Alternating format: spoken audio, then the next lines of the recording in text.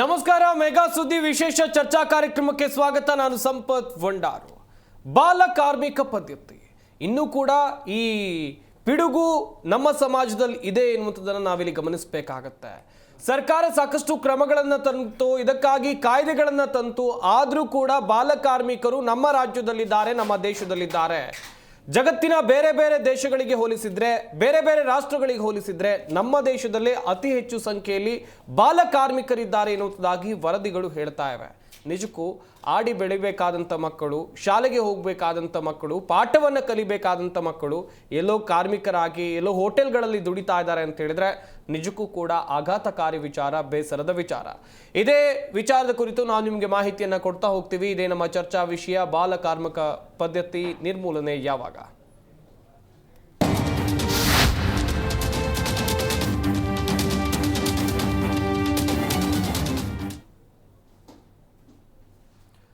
ಬಾಲ ಮತ್ತು ಕಿಶೋರ ಕಾರ್ಮಿಕ ಪದ್ಧತಿಗೆ ಕೊನೆ ಇಲ್ವಾ? ಹಾಗಾದ್ರೆ ಕಳೆದ 5 ವರ್ಷದಲ್ಲಿ ಸಾಕಷ್ಟು ಕೋಟಿ ರೂಪಾಯಿ ವೆಚ್ಚ ಮಾಡಿ ಒಂದಷ್ಟು ಯೋಜನೆಗಳನ್ನು ತರಲಾಯಿತು. ಆದರೆ ಇದೆಲ್ಲವೂ ಕೂಡ ಯೂಸ್ ಆಗ್ತಾ ಇಲ್ವಾ? ಹಾಗಾದ್ರೆ ಫಲ ನೀಡಲಿಲ್ಲ. 5 ವರ್ಷದಲ್ಲಿ ಸಾಕಷ್ಟು ಕೋಟಿ ಹಣವನ್ನು ಇಲ್ಲಿ ವ್ಯಯಿಸಿತ್ತು. 5 ವರ್ಷದಲ್ಲಿ 1599 ಕೇಸ್ ದಾಖಲಾಗಿದೆ. ಇದರಲ್ಲಿ 2834 ಕಾರ್ಮಿಕರನ್ನ ರಕ್ಷಣೆ ಮಾಡಲಾಗಿದೆ. ಪ್ರಕರಣಗಳ ಸಂಖ್ಯೆ ಹೆಚ್ಚಳ ಆಗ್ತಾ ಇದೆ. ನಿರ್ಮೂಲನೆ ಯಾವಾಗ? ಹಾಗಾದ್ರೆ ಪ್ರತಿ ವರ್ಷದಂತೆ ಪ್ರತಿ ಜಿಲ್ಲೆಯಲ್ಲಿ ಅಂದಾಜು 6 ಕೋಟಿ ರೂಪಾಯಿಯನ್ನ ವೆಚ್ಚ ಮಾಡಲಾಗ್ತಾ ಇದೆ ಈ ಬಾಲ ಕಾರ್ಮಿಕ ಪದ್ಧತಿಯನ್ನ ನಿರ್ಮೂಲನೆ ಮಾಡೋದಕ್ಕೋಸ್ಕರ. ಜಿಲ್ಲೆ, ತಾಲೂಕು, ಗ್ರಾಮ ಮಟ್ಟದಲ್ಲೂ ಕೂಡ ಜಾಗೃತಿ ಕಾರ್ಯಕ್ರಮಗಳನ್ನ ಮಾಡಿದ್ರೆ ಫಲ ಸಿಗ್ತಾ ಇಲ್ಲ. ಯಾಕೆ? ಪ್ರಶ್ನೆಗಳು ಹುಟ್ಟಿಕೊಳ್ತಾ ಇದೆ. ಒಂದ್ ಕಡೆಯಲ್ಲಿ ಸರ್ಕಾರ, ವಿವಿಧ ಸಂಘಟನೆಗಳು ಈ ಬಾಲ ಕಾರ್ಮಿಕ ಪದ್ಧತಿಯನ್ನ ನಿರ್ಮೂಲನೆ ಮಾಡಬೇಕು ಅಂತೇಳಿ ಹೋರಾಟವನ್ನ ನಡೆಸ್ತಾ ಇದ್ದಾರೆ. ಆದರೂ ಕೂಡ ಈ ಬಾಲ ಕಾರ್ಮಿಕ ಪದ್ಧತಿ ಕೊನೆಯಾಗ್ತಾ ಇಲ್ಲ.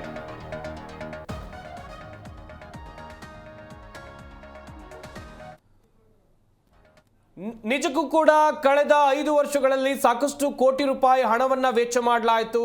ಬಾಲ ಕಾರ್ಮಿಕರು ಎಲ್ಲೋ ಸಂಸ್ಥೆಗಳಲ್ಲಿ, ಎಲ್ಲೋ ಹೋಟೆಲ್ಗಳಲ್ಲಿ ಅಥವಾ ಬೇರೆ ಬೇರೆ ಕಡೆಗಳಲ್ಲಿ ಕೆಲಸ ಮಾಡಬಾರ್ದು, ಅವರು ಶಾಲೆಗೆ ಹೋಗಬೇಕು, ಅವರ ಬಾಲ್ಯ ಸುಂದರ ಆಗಿರಬೇಕು ಅಂತೇಳಿ ಎಲ್ಲರೂ ಕನಸನ್ನ ಕಾಣ್ತಾರೆ, ಸಮಾಜ, ಸರ್ಕಾರ ಎಲ್ಲರೂ ಕೂಡ. ಆದರೆ ಯಾಕೆ ಇನ್ನೂ ನಿರ್ಮೂಲನೆ ಆಗ್ತಾ ಇಲ್ಲ ಎನ್ನುವಂಥ ಪ್ರಶ್ನೆ. ಇದೇ ವಿಚಾರದ ಕುರಿತು ಚರ್ಚೆಯನ್ನು ಮಾಡ್ತಾ ಹೋಗೋಣ. ನಮ್ಮ ಸ್ಟುಡಿಯೋದಲ್ಲಿ ಅತಿಥಿಗಳು ಕೂಡ ಜಾಯ್ನ್ ಆಗಿದ್ದಾರೆ. ಮೊದಲನೇದಾಗಿ ಮಕ್ಕಳ ಕಲ್ಯಾಣ ಸಮಿತಿಯ ಸದಸ್ಯರಾಗಿರುವಂಥ ಹೇಮಂತ್ ಕುಮಾರ್ ಅವರು ನಮ್ಮ ಈ ಕಾರ್ಯಕ್ರಮದಲ್ಲಿದ್ದಾರೆ. ಸರ್ ನಮಸ್ಕಾರ, ಕಾರ್ಯಕ್ರಮಕ್ಕೆ ಸ್ವಾಗತ.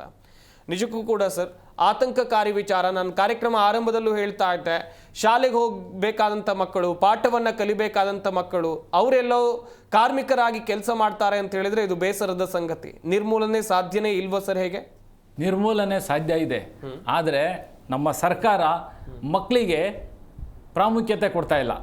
ಯಾಕೆ ಅಂತ ನಾನು ಹೇಳ್ತೀನಿ. ನಾವು ಮಕ್ಕಳು ಅಂದರೆ ದೇವರು ಅಂತ ಕರಿತೀವಿ ನಾವೆಲ್ಲ. ಖಂಡಿತ. ಅದೇ ಮಕ್ಕಳು ಇವತ್ತು ದುಡಿಮೇಲಿದ್ದಾರೆ, ದಿನನಿತ್ಯ ಶೋಷಣೆ ಅನುಭವಿಸ್ತಾ ಇದ್ದಾರೆ ಅಂದರೆ ನಮಗೆ ಅದು, ನಮ್ಮ ದೇಶಕ್ಕೆ ಅದು ಘನತೆ ಅಲ್ಲ. 1992ರಲ್ಲಿ ಮಕ್ಕಳ ಹಕ್ಕುಗಳ ಒಡಂಬಡಿಕೆ ಆಗ್ತದೆ. ಅಲ್ಲಿ ಭಾರತ ಸೈನ್ ಮಾಡ್ತದೆ.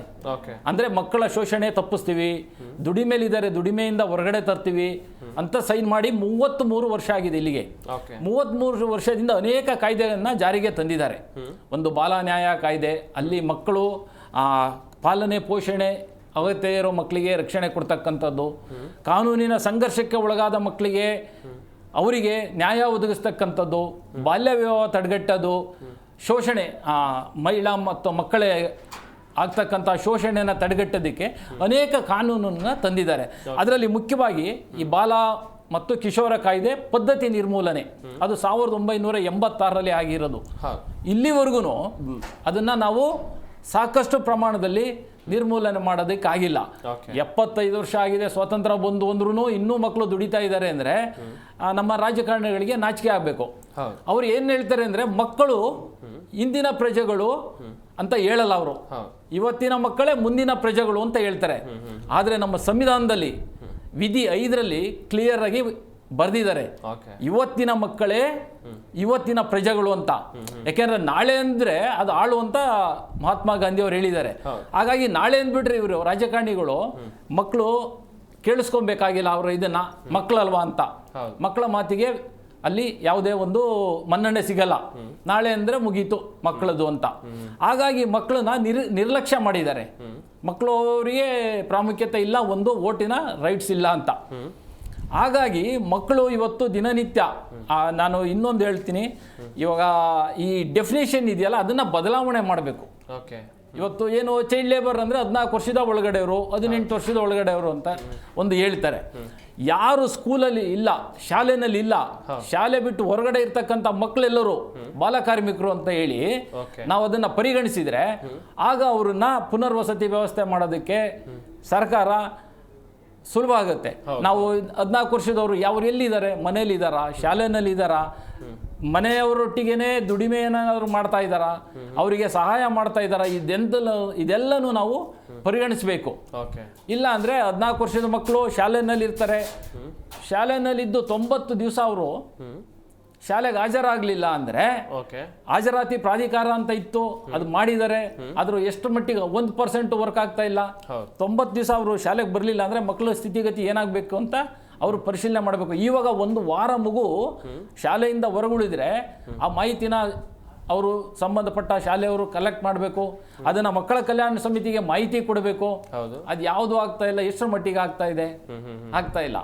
ಮತ್ತೆ ಇತ್ತೀಚೆಗೆ ಈ ಪ್ರಮಾಣ ಜಾಸ್ತಿ ಆಗಿದೆ ಅಂತ ನಾವು ಇದನ್ನ ನೋಡ್ದು.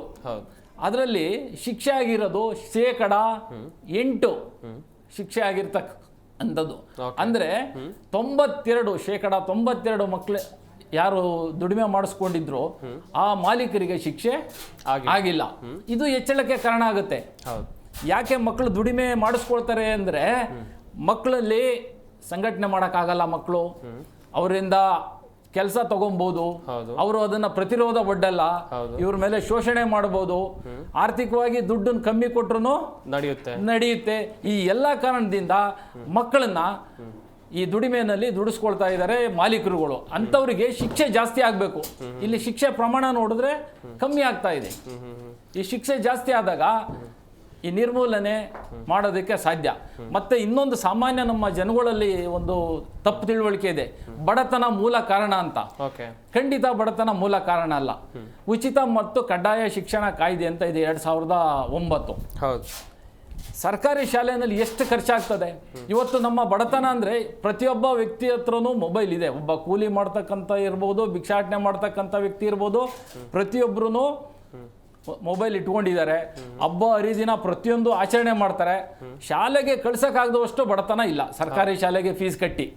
ಒಂದು ಉದಾಸೀನ ಏನಂದ್ರೆ ಏನಾಗಬೇಕು, ಖಂಡಿತ ಓದಿದ್ರೆ ಸರ್ಕಾರಿ ಶಾಲೆ ಸಿಗುತ್ತಾ, ಯಾರು ಉದ್ಧಾರ ಆಗ್ಯಾರೆ ಅಂತ ಕೆಲವರು ಹಿಂದ್ಗಡೆ ಸ್ವಲ್ಪ ಏನು ಮಾಹಿತಿ ತಿಳಿದಿದ್ದವರು ಹೇಳಿದ್ರಲ್ವಾ, ಅದನ್ನ ಅವರು ಫಾಲೋ ಮಾಡಿರ್ತಾರೆ. ಉದಾಸೀನ. ಇದನ್ನೆಲ್ಲ ನಾವು ಸುಳ್ಳನ್ನು ಮಾಡಬೇಕು ಅಂದ್ರೆ ನಾವೆಲ್ಲ ಅದಕ್ಕೆ ಕೆಲಸ ಮಾಡಬೇಕು. ಈ ಸರ್ಕಾರ ಮಾಡೋದಕ್ಕಿಂತ ಮುಂಚೆ ಸಂಘ ಸಂಸ್ಥೆಗಳು ಬಹಳ ವರ್ಷಗಳಿಂದ ಮಕ್ಕಳ ಹಕ್ಕುಗಳು ಉಲ್ಲಂಘನೆ ಆಗ್ತಾ ಇದೆ, ಅದನ್ನ ರಕ್ಷಣೆ ಮಾಡಬೇಕು, ಎಲ್ಲ ಮಕ್ಕಳು ಶಾಲೆನಲ್ಲಿ ಇರಬೇಕು ಅಂತ ಹೇಳಿ ಹೋರಾಟ ಮಾಡ್ಕೊಂಡ್ಬಂದು ಇವತ್ತು ಸ್ವಲ್ಪ ಪ್ರಮಾಣದಲ್ಲಿ ಕಡಿಮೆ ಆಗಿದೆ. ಆದರೆ ನೀವು ಒಂದು 20 ವರ್ಷದ ಹಿಂದೆ ನೋಡಬೇಕಿತ್ತು, ಪ್ರತಿ ಹೋಟೆಲ್ನಲ್ಲಿ ಮಕ್ಕಳಿರ್ತಾ ಇದ್ರು, ಪ್ರತಿ ಗ್ಯಾರೇಜ್ನಲ್ಲಿ ಮಕ್ಕಳಿರ್ತಾ ಇದ್ರು. ಈ ನಗರದಲ್ಲಿ ಇವಾಗ ಕಮ್ಮಿ ಆಗಿದೆ. ಇನ್ನೊಂದು ಹೇಳ್ತೀನಿ, ಇಲ್ಲಿ ಬೆಂಗಳೂರು ನಗರದಲ್ಲಿ ಜಾಸ್ತಿ ಆಗಿದೆ ಅಂತ ನಾನು ಕೇಳಿದ್ದೀನಿ. ಆ ದಿನನಿತ್ಯ ಬರೋ ಮಕ್ಕಳನ್ನ ನಮ್ಮ ಮುಂದೆನೆ ಕರ್ಕೊಂಡ್ ಬರ್ತಾ ಇದ್ರು, ರೆಸ್ಕ್ಯೂ ಮಾಡ್ತಾರೆ. ನಮ್ಮ ಇಲಾಖೆಯಿಂದ ಪೊಲೀಸ್ನವರು ರೆಸ್ಕ್ಯೂ ಮಾಡಿ ನಮ್ಮ ಮುಂದೆನೆ ಕರ್ಕೊಂಡ್ ಬರ್ತಾರೆ. 90% ಮಕ್ಕಳು ಈಶಾನ್ಯ ಭಾರತ, ಉತ್ತರ ಭಾರತದಿಂದ ಬರ್ತಾರೆ ವಲಸೆ. ಇಲ್ಲಿ ಬರ್ತಾರೆ, ಅವರು ಕೆಲಸಕ್ಕೆ ಸೇರಿಸ್ಕೊಳ್ತಾರೆ, ಅವ್ರ ಆಧಾರ್ ಕಾರ್ಡ್ ತೋರಿಸ್ತಾರೆ. ಆ ಆಧಾರ್ ಕಾರ್ಡ್ 100 ರೂಪಾಯಿ ಕೊಟ್ರೆ ನಿಮಗೆ ಎಷ್ಟು ವಯಸ್ಸು ಬೇಕೋ ಅಷ್ಟು ವಯಸ್ಸನ್ನು ಹಾಕೊಡ್ತಾರೆ. ಮೆಜೆಸ್ಟಿಕ್ ಅಲ್ಲಿ ಇಲ್ಲೇ ರೆಡಿ ಮಾಡ್ತಾರೆ. ಅಲ್ಲಿ ಗೊತ್ತು, ಇಲ್ಲಿ ಬಂದ್ರೆ ನಮ್ಮನ್ನ ಹಿಡಿತಾರೆ, ಹಿಡಿದ್ರೆ ಏನ್ ಮಾಡೋದು, ಆಧಾರ್ ಕಾರ್ಡ್ ತೋರಿಸ್ಬಿಡೋಣ ಅಂತ. ನಾವು ಆಧಾರ್ ಕಾರ್ಡ್ನ ಒರಿಜಿನಾಲಿಟಿ ಸ್ಕ್ಯಾನ್ ಮಾಡಿವೋ, ಅದನ್ನು ಡೂಪ್ಲಿಕೇಟ್ ಇರ್ತಾ ಇತ್ತು ಆಧಾರು. ಮತ್ತೆ ವಯಸ್ಸನ್ನು 18 ಹಾಕಿಸ್ಕೊಂಡ್ಬರೋರು, 14 ಇರೋರು, 15 ಇರೋರೆಲ್ಲ 18, 19 ಹಾಕಿಸ್ಕೊಂಡ್ ಬಂದ್ಬಿಟ್ರೆ ಬಿಡ್ತಾರೆ ಅಂತ. ಇಂಥ ಒಂದು ದಂಧೆನೂ ಇದೆ. ಮತ್ತೆ ಬ್ರೋಕರ್ಗಳು ಕರ್ಕೊಂಡ್ ಬರ್ತಾರೆ. ನೀವು ಇವತ್ತು ನಮ್ಮ ನಗರದಲ್ಲಿ ನೋಡಿ, ಪಾನಿಪುರಿ, ಬೇಲ್ಪುರಿ, ಪಕೋಡ ಮತ್ತೆ ಏನು ನಮ್ಮ ಹೋಟೆಲ್ಗಳಲ್ಲಿ ಇದ್ದಾರೆ ಮಕ್ಕಳು, ಅವರೆಲ್ಲರೂ ಉತ್ತರ ಭಾರತ ಮತ್ತು ಈಶಾನ್ಯ ಭಾರತದ ಮಕ್ಕಳು. ಅಲ್ಲಿಂದ ಇಲ್ಲಿ ಬಂದು ಕೆಲಸನ ಮಾಡ್ತಾ ಇದ್ದಾರೆ. ಅವರು ಬಾಲಕಾರ್ಮಿಕರು. ಆ ಒಂದು ದಂಧೆನೆ ಆ ಕೆಲಸನ ಮಾಡಿಸ್ತಾ ಇದೆ. ಅಲ್ಲಿ ಅವ್ರನ್ನ ಬಾಂಡೆಡ್ ಲೇಬರ್ ಆಗಿ ಸ್ವಲ್ಪ ಹಣ ಕೊಟ್ಟು ಕರ್ಕೊಬಂದು ದುಡಿಸ್ಕೊಳ್ತಾ ಇದ್ದಾರೆ. ಅಂಥವ್ರಿಗೆ ನಾವು ದೂರನ್ನ ದಾಖಲಿಸಿ, ಪ್ರಕರಣ ದಾಖಲಿಸಿ, ದಂಡ ಎಲ್ಲ ವಿಧಿಸಿದ್ದೀವಿ ನಮ್ಮ ಸಮಿತಿಯಿಂದ. ಎಸ್ ಎಸ್, ಗಮನಿಸ್ತಾ ಇರ್ಬೋದು ವೀಕ್ಷಕರೇ, ನಮ್ಮ ರಾಜ್ಯಕ್ಕೆ ಎಲ್ಲಿಂದ ಬಾಲ ಕಾರ್ಮಿಕರು ಬರ್ತಾ ಇದ್ದಾರೆ, ಬಾಲ ಕಾರ್ಮಿಕರಾಗೋದಕ್ಕೆ ಕಾರಣಗಳೇನು ಎನ್ನುವುದಾಗೂ ಕೂಡ ಒಂದಷ್ಟು ಚರ್ಚೆಗಳು ಆರಂಭ ಆಗಿದೆ. ಹಾಗೆಯೇ ನಮ್ಮ ಈ ಕಾರ್ಯಕ್ರಮದಲ್ಲಿ ಮತ್ತೊಬ್ಬರು ಅತಿಥಿಗಳು ಕೂಡ ಜಾಯ್ನ್ ಆಗಿದ್ದಾರೆ. ಶಿಕ್ಷಣ ತಜ್ಞರಾಗಿರುವಂಥ ಡಾಕ್ಟರ್ ರಾಘವೇಂದ್ರ ಶ್ಯಾಮಲೀಲಾ ಅವರು ಕೂಡ ನಮ್ಮ ಈ ಕಾರ್ಯಕ್ರಮದಲ್ಲಿದ್ದಾರೆ. ಸರ್ ನಮಸ್ಕಾರ, ಕಾರ್ಯಕ್ರಮಕ್ಕೆ ಸ್ವಾಗತ. ನಮಸ್ಕಾರ. ನಿಜಕ್ಕೂ ಕೂಡ ಇಂಥ ಕಾಲಘಟ್ಟದಲ್ಲಿ ಇದ್ದೀವಿ ಸರ್, ಆದರೂ ಸಾಮಾಜಿಕ ಪಿಡುಗು ಎನಿಸಿಕೊಂಡಿರುವಂಥ ಬಾಲಕಾರ್ಮಿಕ ಪದ್ಧತಿ ಇನ್ನೂ ಕೂಡ ನಾಶ ಆಗಿಲ್ಲ. ಕಾರಣ ಏನೇನಿರಬಹುದು ಸರ್ ಬಾಲ ಕಾರ್ಮಿಕರಾಗೋದಕ್ಕೆ? ಮೂಲಭೂತವಾಗಿ ಬಾಲಕಾರ್ಮಿಕರ ಸಮಸ್ಯೆ ಏನಿವತ್ತು ನಾವು ಚರ್ಚೆ ಮಾಡ್ತಾ ಇದ್ದೀವಿ, ಇದು ಅನುಚಾನವಾಗಿ ಬಂದಿರತಕ್ಕಂಥ ಒಂದು ಪಿಡುಗು. ಓಕೆ, ಹೊಸದೇನಲ್ಲ.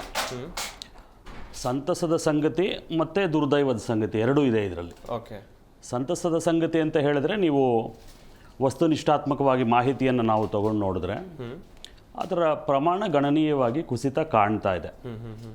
ಅದಕ್ಕೆ ಒಂದಷ್ಟು ಕಾರಣಗಳು. ಓಕೆ, ಇನ್ಕ್ರೀಸ್ಡ್ ಅವೇರ್ನೆಸ್ ಇರ್ಬೋದು, ಬಹುಶಃ ಕುಟುಂಬಗಳ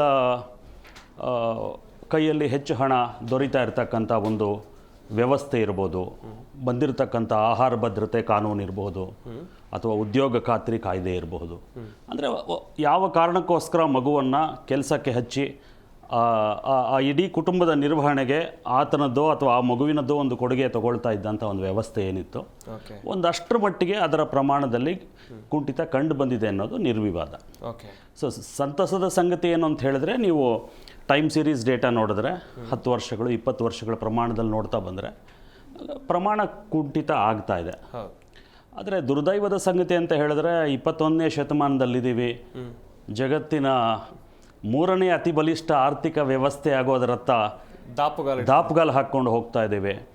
ಭಾರತ ಸರ್ವಾಂಗೀಣವಾಗಿ ಸಮಗ್ರವಾಗಿ ಎಲ್ಲ ರಂಗಗಳಲ್ಲೂ ಪ್ರಗತಿಯನ್ನು, ಬೆಳವಣಿಗೆಯನ್ನು ಮತ್ತು ಪ್ರಭುತ್ವವನ್ನು ಸಾಧಿಸಲಿಕ್ಕೆ ಹೊರಟಿರುವಂಥ ಈ ಹೊಸ್ತಿಲಲ್ಲೇ ಬಾಲಕಾರ್ಮಿಕರ ಪದ್ಧತಿ ಇನ್ನೂ ಇದೆ ಅನ್ನುವಂಥದ್ದು. ಬಾಲಕಾರ್ಮಿಕರು ಮತ್ತು ಕಿಶೋರ ಕಾರ್ಮಿಕರು ಎರಡೂ ಬರ್ತಾರೆ ಇಲ್ಲಿ.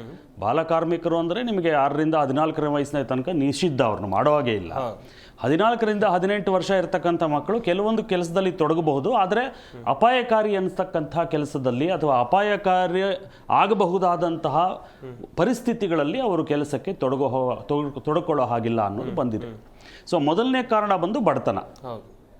ಎರಡನೇ ಕಾರಣ ಬಂದು ಕೇವಲ ಬಡತನ ಅಷ್ಟೇ ಅಲ್ಲ. ಈಗ ನಾನು ಗ್ರಾಮೀಣ ಪ್ರದೇಶದಿಂದ ಬಂದವನಾಗಿದ್ದು, ಗ್ರಾಮೀಣ ಪ್ರದೇಶದ ಜೊತೆ ನಿಕಟವಾದಂಥ ಸಂಪರ್ಕ ಹೊಂದಿರೋನಾಗಿ, ಒಬ್ಬ ಸಂಶೋಧಕನಾಗಿ, ತರಬೇತುದಾರನಾಗಿ ನೋಡಿದಾಗ ಬಹಳಷ್ಟು ಕುಟುಂಬಗಳಲ್ಲಿ ನನಗೆ ದೊರೆಯದಂಥ ವಿದ್ಯೆ, ನನಗೆ ಸಿಗದೇ ಇರತಕ್ಕಂಥ ಸವಲತ್ತುಗಳು, ಶಿಕ್ಷಣ ನನ್ನ ಮಕ್ಕಳಿಗೆ ಸಿಗಬೇಕು ಅಂತ ಹೇಳಿ ತಂದೆ ತಾಯಿ ಇಬ್ಬರು ಕಷ್ಟಪಟ್ಟು ದುಡಿದು ಮಕ್ಕಳನ್ನು ಓದಿಸ್ತಾ ಇರತಕ್ಕಂಥ ವ್ಯವಸ್ಥೆ ಇದೆ. ಆ್ಯಂಡ್ ಸರ್ಕಾರದ ನೀತಿ ನಿರೂಪಣೆಯಲ್ಲೂ ನಾವು ನೋಡಿದಾಗ, ಇವತ್ತು ನನ್ನ ಮಗುಗೆ ಶಿಕ್ಷಣ ಬೇಕು ಅಂತ ಹೇಳಿದ್ರೆ ನನಗೆ ಕಳಿಸೋದಕ್ಕೆ ವ್ಯವಸ್ಥೆ ಇಲ್ಲ, ಆ ಮಗು ಇನ್ನೆಲ್ಲೋ ಇದ್ದು ಓದ್ಕೊಳ್ಳಿ ಅಂತ ಹೇಳಿದ್ರೆ ಇವತ್ತು ವಸತಿ ಶಾಲೆಗಳಿವೆ. ಸೊ ಅದರ ಪ್ರಮಾಣ ಜಾಸ್ತಿ ಆಗಿದೆ, ಇಲ್ಲ ಅನ್ನೋಂಥ ನಾವು ಹೇಳಲಿಕ್ಕಾಗೋದಿಲ್ಲ. ಆದರೆ ಇಲ್ಲಿ ಬಹಳ ಮುಖ್ಯವಾಗಿ ನಾವು ನೋಡಬೇಕಾಗಿರುವಂಥ ಅಂಶ ಏನು ಅಂತ ಹೇಳಿದ್ರೆ, ತಪಾಸಣೆಗಳು ಚೆನ್ನಾಗಿ ಆಗ್ತಿವೆ ಇಲಾಖೆ ಕಡೆಯಿಂದ, ಅದರಲ್ಲಿ ಎರಡನೇ ಮಾತಿಲ್ಲ. ಒಂದಷ್ಟು ಮಕ್ಕಳನ್ನು ರಕ್ಷಣೆ ಕೂಡ ಮಾಡ್ತಾ ಇದ್ದಾರೆ.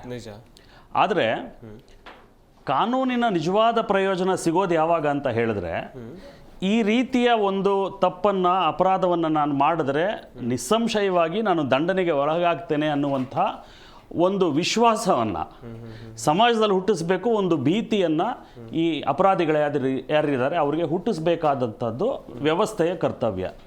ಅನ್ಫಾರ್ಚುನೇಟ್ಲಿ ನಾನು ಯಾಕೆ ದುರ್ದೈವದ ಸಂಗತಿಯಲ್ಲಿ ಹೇಳಿದೆ ಅಂದರೆ, ಒಂದು ಇನ್ನೂ ಇದೆ ಅಸ್ತಿತ್ವದಲ್ಲಿ ಬಾಲಕಾರ್ಮಿಕರ ಒಂದು ಸಮಸ್ಯೆ. ದುರ್ದೈವದ ಸಂಗತಿ ಭಾಳ ದೊಡ್ಡದೇನು ಅಂತ ಹೇಳಿದ್ರೆ, ಯಾವ ಒಂದು ಸ್ಪೀಡಲ್ಲಿ, ಯಾವ ಗತಿಯಲ್ಲಿ, ಯಾವ ಒಂದು ಆಸಕ್ತಿಯಲ್ಲಿ ತಪಾಸಣೆಗಳಾಗ್ತವೆ, ಅಷ್ಟೇ ಆಸಕ್ತಿಯಲ್ಲಿ ಕೇಸುಗಳು ರಿಜಿಸ್ಟರ್ ಆಗಲ್ಲ. ಇದು ಎರಡನೇ ಹಂತಕ್ಕೆ ಬಂದಾಗ ಅಷ್ಟೇ ಆಸಕ್ತಿಯಲ್ಲಿ ಅಥವಾ ಅಷ್ಟೊಂದು ಮುತುವರ್ಜಿಯಲ್ಲಿ ಕನ್ವಿಕ್ಷನ್ಸ್ ಆಗಲ್ಲ. ಆಮೇಲೆ ಇದಕ್ಕೆ ಇರ್ತಕ್ಕಂಥ ದಂಡದ ಪ್ರಮಾಣ ಕೂಡ ಬಹಳ ಕಡಿಮೆ ಇದೆ. ತುಂಬ ದೊಡ್ಡ ಅಮೌಂಟ್ ಆಫ್ ಪೆನಾಲ್ಟಿ ಅಂತ ಏನು ಅನಿಸೋದಿಲ್ಲ. ಹಾಗಾಗಿ ಸಿಕ್ಕಾಕೊಂಡಾಗ ನೋಡೋಣ ಬಿಡೋ ಅನ್ನುವಂಥದ್ದು ಬಹುಶಃ ಕೆಲವೊಂದು ಉದ್ಯೋಗದಾತರಲ್ಲಿ ಇರತಕ್ಕಂಥ ಒಂದು ಮನೋಭಾವ.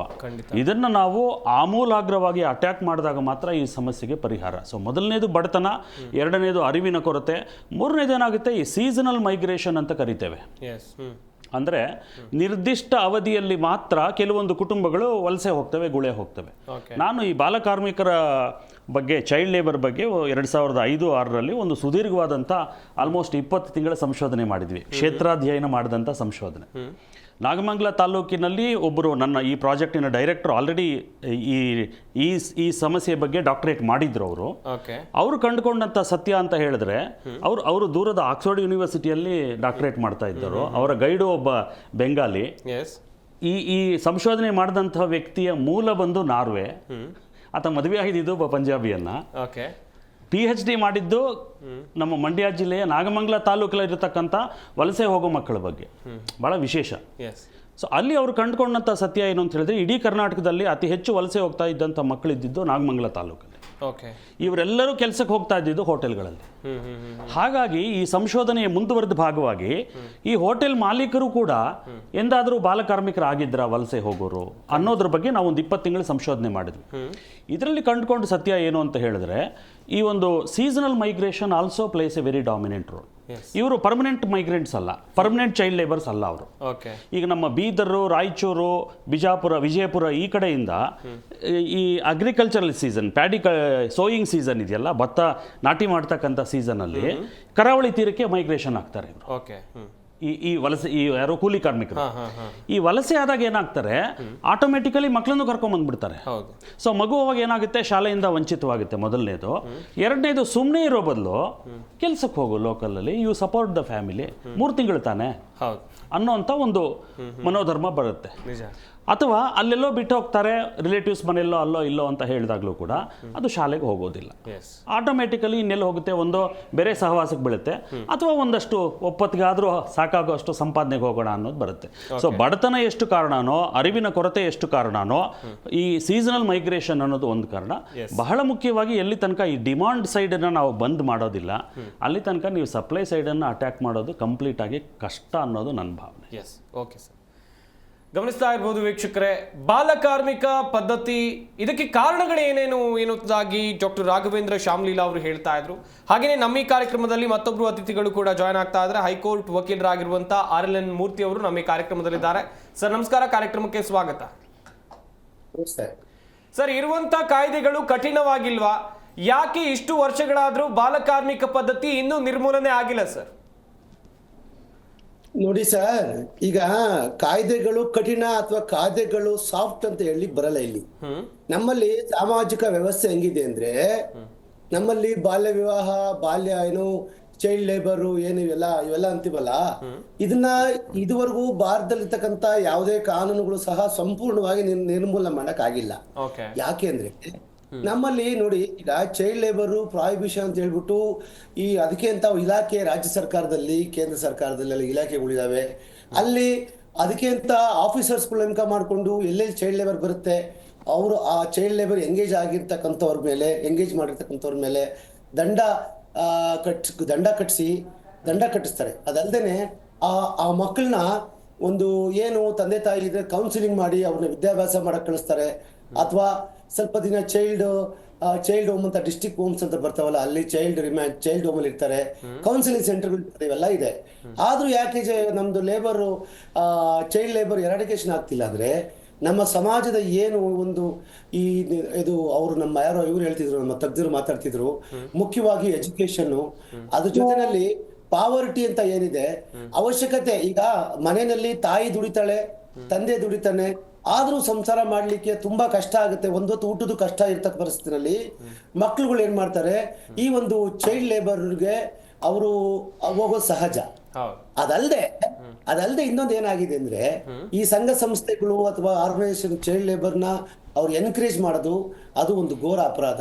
ಅದನ್ನ ಅವ್ರಿಗೆ ಮಟ್ಟ ಹಾಕಿದ್ರೆ ನಮ್ಮ ದೇಶದಲ್ಲಿ ಚೈಲ್ಡ್ ಲೇಬರ್ ಅನ್ನೋ ಒಂದು ನಾವು ಪಿಡುಗು ಅಂತ ಕರಿತೀವಿ. ಆ ಪಿಡುಗು ನಿಯಂತ್ರಣ ತರಬಹುದು ಅಂತ ನನಗನ್ಸುತ್ತೆ. ಅದ್ರ ಜೊತೆಗೆ ಅಲ್ಲಿ ಸಮಾಜದಲ್ಲಿ ಯಾರು ವಿಸಿಲ್ ಬ್ಲೋಯರ್ಸ್ ಅಂತ ಇರ್ತಾರೆ, ವಿಸಿಲ್ ಬ್ಲೋಯರ್ಸ್ ಅಂದ್ರೆ ಈ ಎಲ್ಲಿ ಅಕ್ರಮ ನಡೆದಿದೆ ಅಂತವ್ರನ್ನ ಪೊಲೀಸಿಗೆ ಅಥವಾ ಸಂಬಂಧಪಟ್ಟ ಇಲಾಖೆಗೆ ಮಾಹಿತಿ ಕೊಡ್ತಾರೆ. ಅದೇ ರೀತಿ ಎಲ್ಲಿ ಚೈಲ್ಡ್ ಲೇಬರ್ ಇದ್ದಾರೆ, ಎಲ್ಲಿ ಚೈಲ್ಡ್ ಲೇಬರ್ ಎಂಗೇಜ್ ಆಗಿದ್ದಾರೆ ಸರ್ವಿಸ್ ಮಾಡ್ಲಿಕ್ಕೆ ಅಂತ ಗೊತ್ತಾದ ತಕ್ಷಣ ಅದು ಒಂದು ಹೆಲ್ಪ್ ಲೈನ್ ಮುಖಾಂತರ ತಕ್ಷಣ ಅವ್ರಿಗೆ ಏನು ಆ ಚೈಲ್ಡ್ ಹೆಲ್ಪ್ ಲೈನ್ಗೆ ಫೋನ್ ಮಾಡಿ ಆ ಮಗು ರೆಸ್ಕ್ಯೂ ಮಾಡಬೇಕು ಅಥವಾ ಚೈಲ್ಡ್ ಲೇಬರ್ ಅಂತ ಆಕ್ಚುಲಿ ನಾವು ಚೈಲ್ಡ್ ಲೇಬರ್ ಅಂತ ಕರಿಬಾರ್ದು ಸರ್, ತಪ್ಪಾಗುತ್ತೆ. ಆ ಚೈಲ್ಡ್ಗೆ ಏನು ಆ ಮಗು ಅಪ್ರಾಪ್ತ ವಯಸ್ಸಿನ ಮಗು ಅಲ್ಲಿ ನಿಷೇಧ ಆಗಿರ್ತದೆ, ಆ ನಿಷೇಧದ ಒಂದು ಏಜ್ ನ ಒಳಗಿರ್ತಕ್ಕಂಥದನ್ನ ನಾವು ಲೇಬರ್ ಅಂತ ಕರಿಬಾರ್ದು. That it's an offence. ಅಂದ್ರೆ ಇಂಡೈರೆಕ್ಟ್ ನಾವು ಚೈಲ್ಡ್ ನ ಲೇಬರ್ ನೋಡ್ತೀವಿ ಅಂತ ಅರ್ಥ. ಆದ್ರಿಂದ ನನ್ನ ಒಂದು ಏನು ಕಾನೂನಿನ ಸಲಹೆ ಅಂದ್ರೆ ನಿಮ್ಮ ಕಾರ್ಯಕ್ರಮದ ಮುಖಾಂತರ ಯಾರು ಚೈಲ್ಡ್ ಲೇಬರ್ನ ಮಾಡಿಸ್ತಾರೆ ಅವ್ರ ಮೇಲೆ ಒಂದು ಕಠಿಣ ಶಿಕ್ಷೆ ಆಗೋದ್ ರೀತಿ ಕಾನೂನು ಬರಬೇಕು ಒಂದು. ಅದಲ್ಲದೇನೆ ಆ ಒಂದು ಚೈಲ್ಡ್ ನ ಪೇರೆಂಟ್ ಮೇಲೆ ಸ್ವಲ್ಪ ಕ್ರಮ ಜರುಗಿಸೋ ರೀತಿ ಅಂತ ಕಾನೂನು ಬಂದ ಏನಾಗುತ್ತೆ, ಸ್ವಲ್ಪ ಈ ನಮ್ಮ ಈ ಎಂಪ್ಲಾಯ್ಮೆಂಟ್ಗೆ ಯಾರು ಜಾಯ್ನ್ ಆಗ್ತಾರೆ ಅಪ್ರಾಪ್ತ ವಯಸ್ಸಿನ ಮಕ್ಕಳು ಕಮ್ಮಿ ಆಗ್ತಾರೆ ಅಂತ ನನ್ನ ಒಂದು ಭಾವನೆ. Yes, okay.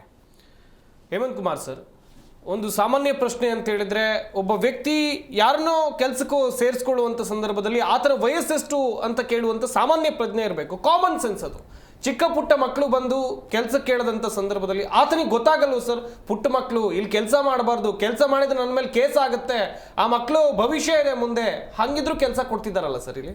ಒಂದು ಅವರಿಗೆ ಮಾಹಿತಿ ಇರಲ್ಲ, ಮಕ್ಕಳನ್ನ ದುಡಿಸ್ಕೊಂಡ್ರೆ ನನಗೆ ಶಿಕ್ಷೆ ಅನ್ನೋದು ಒಂದು ಮಾಹಿತಿ ಇರಲ್ಲ, ಅಂತ ಜನನೂ ಇದ್ದಾರೆ. ಇನ್ನ ಕೆಲವರು ಈ ಹುಡುಗನ ದುಡಿಸ್ಕೊಂಡ್ರೆ ಯಾರು ಏನು ಕೇಳಲ್ಲ, ಕಮ್ಮಿ ಲೇಬರಲ್ಲಿ ನನಗೆ ಕಮ್ಮಿ ದುಡ್ಡಲ್ಲಿ ಇವನು ಕೆಲಸ ಮಾಡ್ತಾನೆ, ಯಾವುದೇ ಒಂದು ಅವನ ಮೇಲೆ ದೌರ್ಜನ್ಯ ಆದರೂ ಅವನು ವಿರೋಧ ಮಾಡಲ್ಲ, ನಡೀತದೆ ಅಂತ ಹೇಳಿ ಅದು ದುಡಿಸ್ಕೊಳ್ಳೋದು ಒಂದು. ಇನ್ನೊಂದು ಗೊತ್ತಿದ್ರೂ ಇದರಿಂದ ತಪ್ಪಿಸ್ಕೊಳ್ಳೋಣ ಯಾರು ಹಿಡಿಯಲ್ಲ, ಯಾಕೆಂದರೆ ಆ ಥರದ್ದು ಪ್ರಕರಣಗಳು ಕಮ್ಮಿ ಇದೆ. ನಮ್ಮ ಈ ಪ್ರಕರಣನೇ ಶಿಕ್ಷೆ ತುಂಬ ಕಮ್ಮಿ, ಶಿಕ್ಷೆಯಿಂದ ತಪ್ಪಿಸ್ಕೊಳ್ತಾರೆ.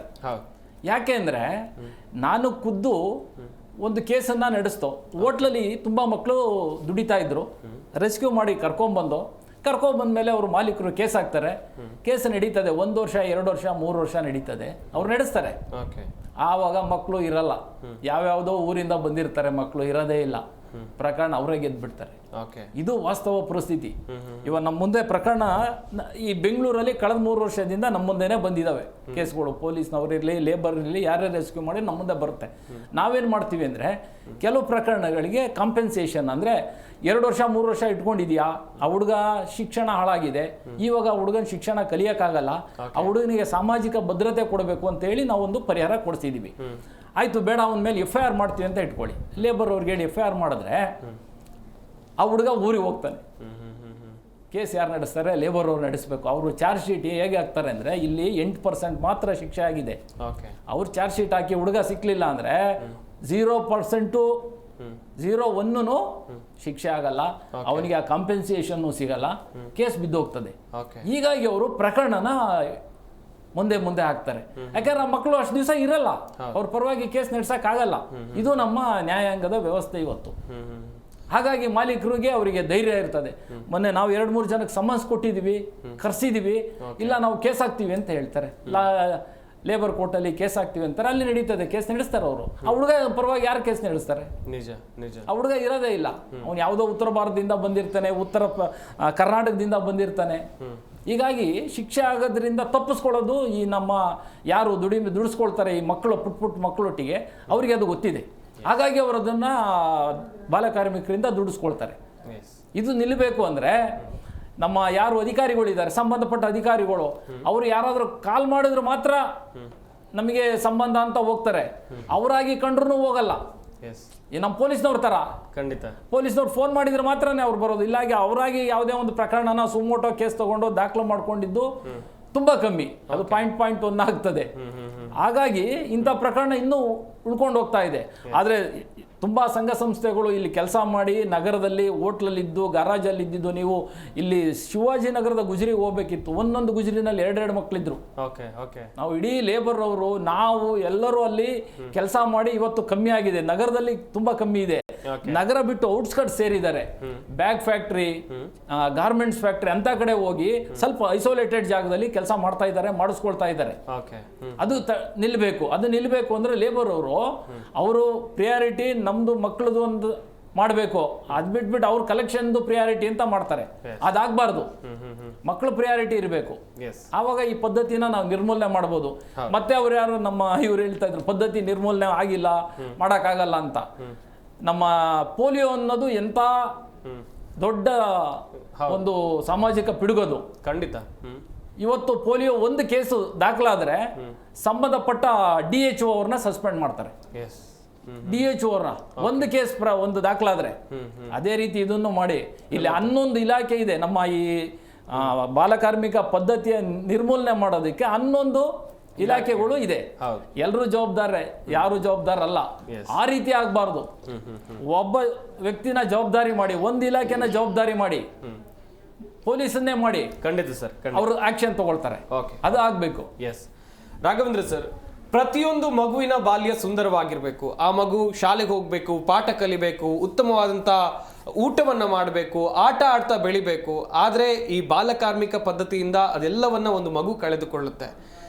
ಹೀಗೆ ಶಿಕ್ಷಣದಿಂದ ವಂಚಿತವಾಗುವಂಥ ಮಕ್ಕಳು ಅಂತ ಹೇಳಿದ್ರೆ, ಒಮ್ಮೆ ಬಾಲಕಾರ್ಮಿಕನಾಗಿ ಆತ ಇದ್ದಂಥ ಸಂದರ್ಭದಲ್ಲಿ ಎಲ್ಲೋ ಸಿಕ್ಬೀಳ್ತಾನೆ, ಯಾರದೋ ಕೈಗೆ ಸಿಕ್ಬೀಳ್ತಾನೆ. ಮುಂದೆ ಆತನ ಶಿಕ್ಷಣದ ಕತೆ ಏನು ಸರ್? ಶಿಕ್ಷಣ ಅಂದರೆ ಕೇವಲ ನಾವು ತರಗತಿಯ 4 ಗೋಡೆಗಳ ಮಧ್ಯೆ ಆಗೋದನ್ನು ಅಷ್ಟೇ ಅಂತ ಅಂದ್ಕೊಂಡ್ರೆ ಒಂದು ರೀತಿಯಲ್ಲಿ ವಂಚನೆ ಆಗ್ತಾನೆ. ಹೌದು. ಬಟ್ ಭಾಳ ಮುಖ್ಯವಾಗಿ ಅನುಕರಣೀಯ ಪದ್ಧತಿಯ ಮೂಲಕ ಏನು ಕಲಿಬೇಕಾಗಿತ್ತು ಮಗು, ಕುಟುಂಬಗಳಲ್ಲಿ ನಾವೇನು ಕಲ್ತ್ವಿ, ಅದು ಯಾವುದು ಶಾಲೆ ಕಲಿಸಬಾರ್ದು. ಅದನ್ನು ಶಾಲೆದಲ್ಲ ಕೆಲಸ. ಗುರು ಹಿರಿಯರನ್ನ ಹೇಗೆ ನಡ್ಕೋಬೇಕು, ಹೇಗೆ ನೋಡಬೇಕು, ವ್ಯಕ್ತಿಗಳ ಜೊತೆ ಹೇಗೆ ಸಂವಹನ ಮಾಡಬೇಕು, ಮನೆಗೆ ಯಾರಾದರೂ ಬಂದಾಗ ಹೇಗೆ ನಡ್ಕೋಬೇಕು, ಜೀವನದಲ್ಲಿ ಶಿಸ್ತು ಹೇಗೆ, ಸಂಯಮ ಹೇಗೆ, ಗೌರವ ಹೇಗೆ, ಇವೆಲ್ಲವನ್ನು ಶಾಲೆ ಕಲಿಸೋಕ್ಕಾಗಲ್ಲ. ಇದೆಲ್ಲವೂ ಕೂಡ ಕುಟುಂಬ ವ್ಯವಸ್ಥೆಯಲ್ಲಿ ನಾವು ಅನುಕರಣೀಯ ಪದ್ಧತಿಯಲ್ಲಿ ಕಲಿತಾ ಇದ್ದಿದ್ದು. ಖಂಡಿತ. ಅನೌಪಚಾರಿಕ ಶಿಕ್ಷಣ ವ್ಯವಸ್ಥೆ ಅಂತ ಕರಿತೀವಿ ನಾವು ಅದನ್ನು, ಇನ್ಫಾರ್ಮಲ್ ಎಜುಕೇಷನ್ ಅಂತ. ಇವತ್ತು ಈ ಮಗು ಒಂದು ಸರ್ತಿ ಈ ಒಂದು ಕೆಲಸಕ್ಕೆ ಬಂತು ಅಂತ ಹೇಳಿದ್ರೆ ಅಷ್ಟು ಶಿಕ್ಷಣದಿಂದ ಅದು ವಂಚಿತ ಆಯಿತು ಅನ್ನೋದು ಶತಸಿದ್ಧ. ಸೊ ಅದಂತೂ ಬರೋದಿಲ್ಲ ಮಗುಗೆ. ಇನ್ನು ಅಲ್ಪ ಸ್ವಲ್ಪ ಏನು ಶಾಲೆಗೆ ಹೋಗಿ ಕಲಿಬಹುದಾಗಿತ್ತು, ಸೋಷಿಯಲೈಸ್ ಆಗ್ಬೋದಾಗಿತ್ತು. ಶಾಲೆ ಅಂದರೆ ಕೇವಲ ಸಬ್ಜೆಕ್ಟ್ಸ್ ಕಲಿಯೋದಲ್ಲ, ಒಂದು ವ್ಯಕ್ತಿತ್ವ ವಿಕಸನ ಆಗುವಂಥದ್ದು, ಮನೋಧರ್ಮ ಸೃಷ್ಟಿ ಆಗ್ತಕ್ಕಂಥದ್ದು, ವರ್ತನೆ ಮತ್ತು ಧೋರಣೆಗಳಲ್ಲಿ ಅಪೇಕ್ಷಿತವಾದಂಥ ಬದಲಾವಣೆಗಳನ್ನು ತರ್ತಕ್ಕಂಥದ್ದು, ಒಂದು ಜೀವನದ ಬಗೆಗಿನ ದೃಷ್ಟಿಕೋನ ಸೃಷ್ಟಿ ಮಾಡ್ಕೊಳ್ಳುವಂಥದ್ದು, ಮತ್ತೊಬ್ಬರ ಜೊತೆ ನಾನು ಹೊಂದಾಣಿಕೆ ಮಾಡ್ಕೊಂಡು ಬದುಕೋದು ಹೇಗೆ ಸಮಾಜದಲ್ಲಿ ಅನ್ನೋದನ್ನು ಇದಕ್ಕೋಸ್ಕರ ಇರೋದು ಶಾಲೆ ಅಂತ. ಇದೂ ಇಲ್ಲ, ಅದೂ ಇಲ್ಲ. ದೋಬಿಕ ಕುತ್ತ ನಾ ಘರ್ಕ ನಾ ಘಾಟ್ಕ ಅಂತ. ಆಮೇಲೆ ಹೇಮಂತ್ ಅವ್ರು ಹೇಳ್ತಿದ್ರು 11 ಇಲಾಖೆಗಳಿದೆ ಅಂತ ಹೇಳಿದ್ರೆ ಯಾವುದೇ ಇಲಾಖೆ ಇಲ್ಲ ಅಂತ ಅರ್ಥ. ಯಾಕೆಂದ್ರೆ ಒಂದು ಹಳ್ಳಿಯಲ್ಲಿ 4 ಜನರು ಇದ್ರಂತೆ, 4 ಜನ. ಒಬ್ಬರ ಹೆಸರು ಎನಿಬಡಿ, ಇನ್ನೊಬ್ಬರ ಹೆಸರು ಸಂಬಡಿ, 3ನೇಯವರ ಹೆಸರು ಎವ್ರಿಬಡಿ, 4ನೇಯವರ ಹೆಸರು ನೋಬಡಿ ಅಂತ. ಯಾವುದೋ ಒಂದು ಕೆಲಸ ಆಗ್ಬೇಕಿತ್ತು ಆ ಹಳ್ಳಿಯಲ್ಲಿ. Everybody thought that anybody can do it, therefore somebody will do it, ultimately nobody did it ಅಂತ. 11 ಇಲಾಖೆಗಳಿಗೆ ನಾವು ಇದ್ರದ್ದು ಕೊಟ್ಬಿಟ್ಟಿದ್ದೀವಿ ಅಂತ ಹೇಳಿದ್ರೆ ಯಾವುದೇ ಇಲಾಖೆಗೆ ನಿರ್ದಿಷ್ಟವಾದಂಥ ಜವಾಬ್ದಾರಿ ಇಲ್ಲ ಅಂತ. ಇಲ್ಲಿ ಸಾಮಾಜಿಕ ಹಿತಾಸಕ್ತಿಗೋಸ್ಕರ ಕೆಲಸ ಮಾಡಬೇಕಿತ್ತು ನಾವು. ಮಗುವಿನ ಬಾಲ್ಯದ ರಕ್ಷಣೆ ಒಂದು ಸಭ್ಯ ಸಮಾಜದ ಜವಾಬ್ದಾರಿ ಆಗಬೇಕು. ಯಾಕೆ ಅಂದರೆ ಒಂದು ಮಗು ತನ್ನ ಬಾಲ್ಯದಲ್ಲಿ ಏನನ್ನು ಪಡ್ಕೊಳ್ಳೋದಿಲ್ಲ, ಅದು ಬೆಳೆದಾದ್ಮೇಲೆ ಹೇಗೆ ಕೊಡ್ಲಿಕ್ಕೆ ಸಾಧ್ಯ? ಅದರ ಅನುಭೂತಿನೇ ಇಲ್ವಲ್ಲ ಅದಕ್ಕೆ. ಹಾಗಿರುವಾಗ ಒಟ್ಟಾರೆ ಸಮಾಜದ ನೈತಿಕ ಜವಾಬ್ದಾರಿ ಇದು. ಕಾನೂನು ಬಿಡಿ, ಕಾನೂನಿಗಿಂತ ಒಂದು ಹೆಜ್ಜೆ ಮೇಲೆ ಇರೋದು ನೈತಿಕತೆ. ಅನ್ಫಾರ್ಚುನೇಟ್ಲಿ ಕಾನೂನಿಗೂ ಬಗ್ತಿಲ್ಲ ನಾವು ಅಂತ ಹೇಳಿದ್ರೆ, ಆಮೇಲೆ ಇವ್ರ ಪಾಪ ವೋಟ್ ಬ್ಯಾಂಕ್ ಅಲ್ವಲ್ಲ. ಇವ್ರು ಯಾವಾಗ ಇವರು ವೋಟ್ ಬ್ಯಾಂಕ್ ಅಲ್ಲ, ಇವರು ಅನಾಥರೇ. ಇವ್ರಿಗೋಸ್ಕರ ಯಾರೋ ಆಸಕ್ತಿ ಇಟ್ಕೊಂಡೋ ಅಥವಾ ಹಿತಾಸಕ್ತಿ ಇಟ್ಕೊಂಡೋ ಕೆಲಸ ಮಾಡ್ಬೋದು. ಬಿಟ್ಟರೆ ಬಾಲಕಾರ್ಮಿಕರಿಗೆ ಓಟೇ ಇಲ್ಲ ಪಾಪ, ಏನು ಮಾಡ್ತೀರೋ ಅವ್ರನ್ನ ಕಟ್ಕೊಂಡು. ಆಮೇಲೆ ಇನ್ನೊಂದು ಪಾಪ ಪ್ರಜ್ಞೆ ಬೇರೆ ಕಾಡುತ್ತೆ ನಿಮ್ಗೆ ಅಲ್ಲಿ ಹೋದಾಗ. ಆ ಮಗು ಅಟ್ಲೀಸ್ಟ್ ಒಂದು 20 ರೂಪಾಯಿ 30 ರೂಪಾಯಿ 100 ರೂಪಾಯಿ ದುಡ್ದು ಆ ಮನೆಗೆ ಅವ್ರ ಅಪ್ಪ ಅಮ್ಮನಿಗೆ ಸಪೋರ್ಟ್ ಆಗ್ತಾ ಇತ್ತು. ನಿಮ್ಮ ಇಂಟರ್ವೆನ್ಷನ್ನಿಂದ ಅದು ಹಾಳಾಯಿತು ಅನ್ನುವಂಥ ಅಪವಾದ ಬೇರೆ ಬರುತ್ತೆ. ಇದು ಭಾಳ ನಾವು ಅಂದ್ಕೊಂಡಷ್ಟು ಸರಳವಾದ ಸಮಸ್ಯೆ ಅಲ್ಲ. ಯಾಕೆ ಇದು ನಿರ್ಮೂಲನೆ ಆಗೋದು ಅಷ್ಟು ಕಷ್ಟ ಆಗ್ತಿದೆ ಅಂತ ಹೇಳಿದ್ರೆ, ಈಗ ಪೋಲಿಯೋದು ಹೇಳಿದ್ರು ಮಹೋದಯರು, ಪೋಲಿಯೋದ ನಿರ್ಮೂಲನೆ ಹೇಗೆ ಸಾಧ್ಯ ಆಯಿತು ಅಂತ ಹೇಳಿದ್ರೆ ಇಲ್ಲಿ ಪ್ರಸ್ತಾಪ ಮಾಡಬೇಕು ಒಬ್ಬ ರೊಟೇರಿಯನ್ ಆಗಿ ನಾನು.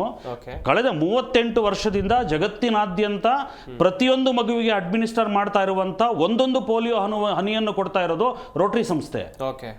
ಸರ್ಕಾರ ಅದಕ್ಕೆ ಸಹಾಯ ಮಾಡುತ್ತೆ ಅಷ್ಟೇ ಇಂಪ್ಲಿಮೆಂಟೇಷನ್ಗೆ. ರೋಟರಿ ಸದಸ್ಯರು ಕೊಡ್ತಾ ಇರೋ ಹಣದಿಂದ ಈ ಒಂದು ಜಗತ್ತಿಗೆ ಬಡಿದಂತ ಮಹಾಮಾರಿ ಇವತ್ತು ಆಲ್ಮೋಸ್ಟ್ ನಿರ್ಮೂಲನೆ ಆಗೋಗಿದೆ. ಬಟ್ ಆ ಪರಿಯಲ್ಲಿ ನಾವಿಲ್ಲಿ ಕೆಲಸ ಮಾಡೋದಕ್ಕೆ ಇದು ಅಷ್ಟು ಸರಳವಾದಂತಹ ಸಮಸ್ಯೆ ಅಲ್ಲ, ಬಹಳ ಸಂಕೀರ್ಣವಾದಂತಹ ಹಲವಾರು ವಿಭಿನ್ನ ಆಯಾಮಗಳಿರ್ತಕ್ಕಂಥ ಒಂದು ಸಮಸ್ಯೆ ಇದು. ಇದಕ್ಕೆ ನಾವು ಒಟ್ಟಾರೆಯಾಗಿ ಈ ಸಾಮಾಜಿಕ ಬದ್ಧತೆ ಮತ್ತು ಪ್ರಜ್ಞೆಯಿಂದ ಹೋರಾಟ ಮಾಡಿದ್ರೆ ಮಾತ್ರ ಇದನ್ನು ನಿರ್ಮೂಲನೆ ಮಾಡುವುದು. ಬಹಳ ಮುಖ್ಯವಾಗಿ ಅಲ್ಲಿ ಆಗ್ಬೇಕಾಗಿರೋದೇನು ಅಂತ ಹೇಳಿದ್ರೆ, ನಾವು ಈ ಮಗುನ ಬಿಡಿಸಿದ್ವಿ ಸರಿ, who is going to compensate the loss of income of the child ಅನ್ನೋದು ಫಂಡಮೆಂಟಲ್ ಪ್ರಶ್ನೆ. ಯಾಕೆಂದ್ರೆ ಈ ಮಗುವಿನ ಸಂಪಾದನೆ ಬಹುಶಃ ಆ ಫ್ಯಾಮಿಲಿಗೆ ಅವಶ್ಯಕತೆ ಇದೆ.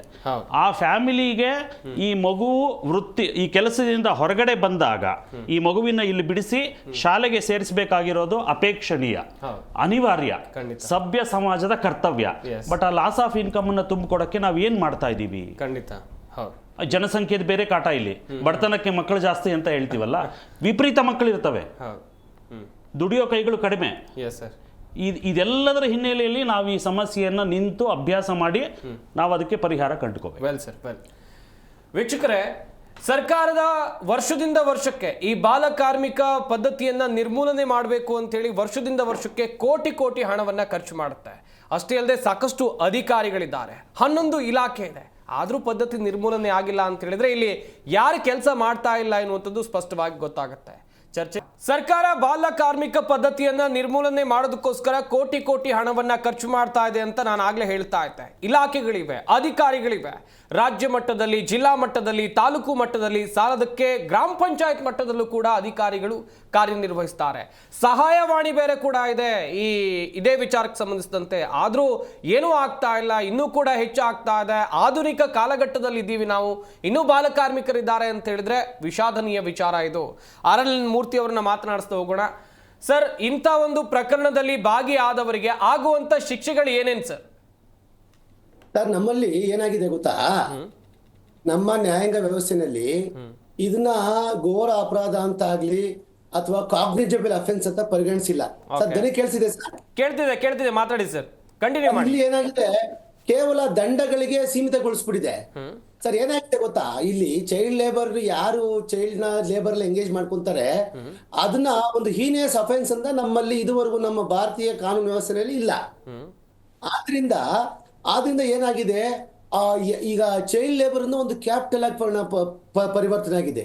ಚೀಪ್ ಕ್ಯಾಪಿಟಲ್ ಅಂದ್ರೆ, ಈಗ ಒಬ್ಬ ಚೈಲ್ಡ್ ಲೇಬರ್ನಾಗಿ ನಾವು ಆಯ್ಕೆ ಮಾಡ್ಕೊಂಡಾದ್ರೆ ಬೇರೆ ಲೇಬರ್ಗಿನ್ನ ಕಮ್ಮಿಯಾಗಿ ಸಿಗ್ತಾರೆ ಒಂದು. ಆಮೇಲೆ ಅವ್ರು ಕೊಟ್ಟಷ್ಟು ಹಣನ ತಗೊಂಡು ಮಕ್ಕಳು ಹೋಗ್ತಾರೆ ಅಂತ ಒಂದು ಏನದೆ ಒಂದು ಪ್ರಿಸಂಪ್ಷನ್ ಇದೆ. ಅದ್ರ ಜೊತೆನಲ್ಲಿ ಏನಾಗಿದೆ ಅಂದ್ರೆ, ಈಗ ಈ ಚೈಲ್ಡ್ ಲೇಬರ್ನ ಎರಾಡಿಕೇಶನ್ ಮಾಡೋಂತ ವ್ಯವಸ್ಥೆ ಇದೆಯಲ್ಲ, ಅದು ಅಲ್ಲಿ ಒಂದು ಮೂಲಭೂತ ಸೌಕರ್ಯ ತುಂಬಾ ಕಮ್ಮಿ ಇದೆ. ಯಾಕೆ ಅಂದ್ರೆ ಇಲಾಖೆಗಳಲ್ಲಿ ಈಗ ತಮಗೆ ಗೊತ್ತೇ ಇದೆ, ಒಂದು ಪೊಲೀಸ್ ಸ್ಟೇಷನ್ ಅಲ್ಲಿ ಎಷ್ಟು ಸ್ಟಾಫ್ ಇರಬೇಕೋ ಅಷ್ಟು ಸ್ಟಾಫ್, ಅಷ್ಟು ಎಕ್ವಿಪ್ಮೆಂಟ್ ಇದ್ರೆ ನಮ್ಮಲ್ಲಿ ಅಟ್ಲೀಸ್ಟ್ ಒಂದು ಕಾನೂನು ಸುವ್ಯವಸ್ಥೆ ಒಂದು ನಿಗಾವಣೆಗೆ ಬರ್ತದೆ.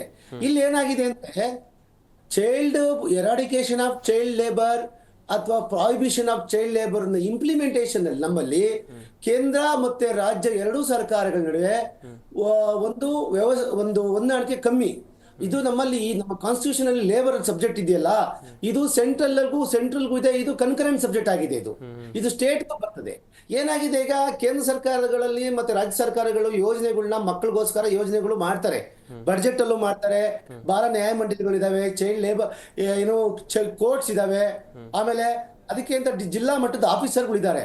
ಆದ್ರೂ ನಮ್ಮಲ್ಲಿ ಯಾಕೆ ಇಂಪ್ಲಿಮೆಂಟ್ ಆಗ್ತಿಲ್ಲ ಅನ್ನೋದ ಕಾರಣ ಏನಂದ್ರೆ, ಕೇವಲ ಸ್ವಲ್ಪ ಎಲ್ಲೋ ಒಂದು ಭಾರತ ಜನಸಂಖ್ಯೆ ಇವತ್ತು 150 ಕೋಟಿ ಜನಸಂಖ್ಯೆ ನಮ್ಮ ಭಾರತ ದೇಶದಲ್ಲಿ ಆಲ್ರೆಡಿ ಇವತ್ತು ರೆಕಾರ್ಡ್ ಆಗಿದೆ, of the record, on record, ಒಟ್ಟಾಗಿ ಇನ್ನೊಂದು ಆವರೇಜ್ 150 ಕೋಟಿ ಜನಸಂಖ್ಯೆ ಇದೆ. ಅದ್ರಲ್ಲಿ ಎಷ್ಟು ಜನ ಚೈಲ್ಡ್ ಇದ್ದಾರೆ, ಅವು ಚೈಲ್ಡ್ ಲೇಬರ್ ಯಾರು ಇನ್ವಾಲ್ವ್ ಆಗ್ತಾರೆ ಅನ್ನೋದ ಒಂದು ನಮ್ಮಲ್ಲಿ ಪ್ರಾಪರ್ ಆಗಿ ಒಂದು ಸರ್ವೆ ಕೂಡ ಆಗಿಲ್ಲ.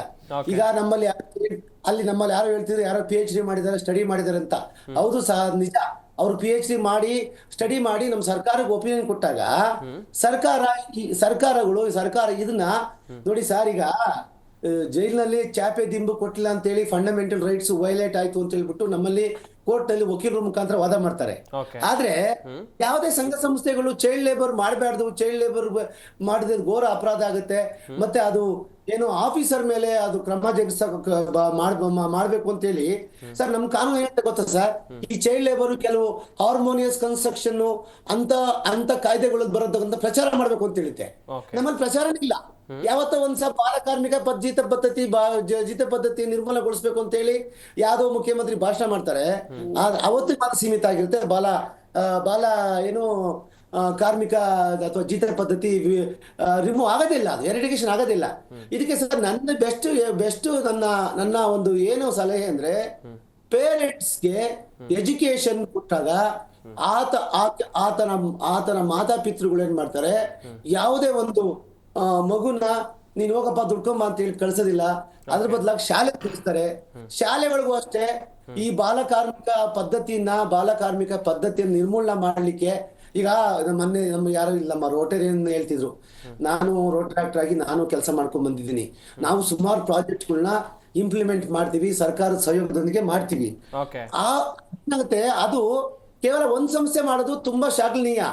ಅದೇ ರೀತಿ ಗ್ರಾಮದಲ್ಲಿ, ನಮ್ಮ ನಗರ ಮಟ್ಟದಲ್ಲಿ, ವಾರ್ಡ್ಗಳ ಮಟ್ಟದಲ್ಲಿ ಅಥವಾ ಏರಿಯಾ ಮಟ್ಟದಲ್ಲಿ ಎಲ್ಲೆಲ್ಲಿ ಚೈಲ್ಡ್ ಲೇಬರು ಅಥವಾ ಇವಾಗ ಹೆಲ್ಪ್ ಲೈನ್ ಕರಿತೀವಿ ಸರ್. ಈಗ ನಮ್ಮಲ್ಲಿ ಸರ್ ಈಗ 112 ಮಾಡಿರ್ತೀವಿ, 112 ಮಾಡ್ರೆ ಅಟ್ಲೀಸ್ಟ್ ಪೊಲೀಸ್ ಬಂದು ರೆಸ್ಪಾನ್ಸ್ ಕೊಡ್ತಾರೆ. ಅದೇ ರೀತಿಯಾಗಿ ಚೈಲ್ಡ್ ಲೇಬರ್ ಅನ್ನು ನಿಜವಾಗಿ ನಮ್ಮಲ್ಲಿ ನೋಡಿ UNO ಒಪ್ಪಂದ ಆಗುತ್ತವೆ. UNO ಚೈಲ್ಡ್ ಲೇಬರ್ ಮಾಡಬಾರ್ದು, ಮಾನವ ಹಕ್ಕುಗಳು ಉಲ್ಲಂಘನೆ ಆಗ್ತವೆ ಅಂತೇಳಿ ಮಕ್ಕಳ ಒಂದು ರೈಟ್ಸ್ ಉಲ್ಲಂಘನೆ ಅಂತ ನಾವು ಕರಿತೀವಿ ಅದನ್ನ. ಚೈಲ್ಡ್ ಲೇಬರ್ ಅಂದ್ರೆ ಮಕ್ಕಳ ಹಕ್ಕುಗಳ ಉಲ್ಲಂಘನೆ. ಮಕ್ಕಳಿಗೆ ಏನ್ ನಾವು ಕೊಡ್ಬೇಕು ಅಂದ್ರೆ ಶಿಕ್ಷಣ ಹಾಗೂ ಬದುಕುವಂತ ವಾತಾವರಣ ಇರ್ತಕ್ಕಂಥ ಒಂದು ವ್ಯವಸ್ಥೆ, ಆಮೇಲೆ ಮೆಡಿಕೇಶನ್ ಮತ್ತೆ ಕೇರ್ ಕೊಡ್ಬೇಕು ಅಂತಿದೆ. ಈ ಒಂದು ಹಕ್ಕುಗಳು ಇವು ನಾವು ಏನು ಸ್ಟಡಿ ಮಾಡಿದೀವಿ, ಮಕ್ಕಳ ಹಕ್ಕುಗಳು. ಆದ್ರೆ ಮಕ್ಕಳ ಹಕ್ಕನ್ನ ಉಲ್ಲಂಘನೆ ಮಾಡೋದಿದೆಯಲ್ಲ, ಇದು ಅವ್ರನ್ನ ಒಂದು ಕೆಲಸದಲ್ಲಿ ತೊಡಗಿಸೋದಿದೆಯಲ್ಲ ಸರ್, ಇದು ನಮ್ಮ ಅಗ್ರಿಕಲ್ಚರಲ್ ಫ್ಯಾಮಿಲಿಗಳಲ್ಲಿ ಹಳ್ಳಿಗಳ ಕಡೆ ಈಗೂ ಇದೆ ಸರ್, ಈಗೂ ಇದೆ. ಆದ್ರೆ ನಗರ ಮಟ್ಟದ ಇಂಡಸ್ಟ್ರಿಗಳಲ್ಲಿ ಅಥವಾ ಯಾವ್ದೋ ಶಾಪ್ ಎಸ್ಟಾಬ್ಲಿಷ್ಮೆಂಟ್ ಅಲ್ಲಿ ಇವ್ರು ಮಕ್ಕಳು ಕರ್ಕೊಂಡು ತಂದೆ ತಾಯಿಗೆ ಇಷ್ಟು ಹಣ ಕೊಟ್ಟು ಜೀತ ಮಾಡಿಸ್ಕೊಂಡಿರ್ತಾರೆ.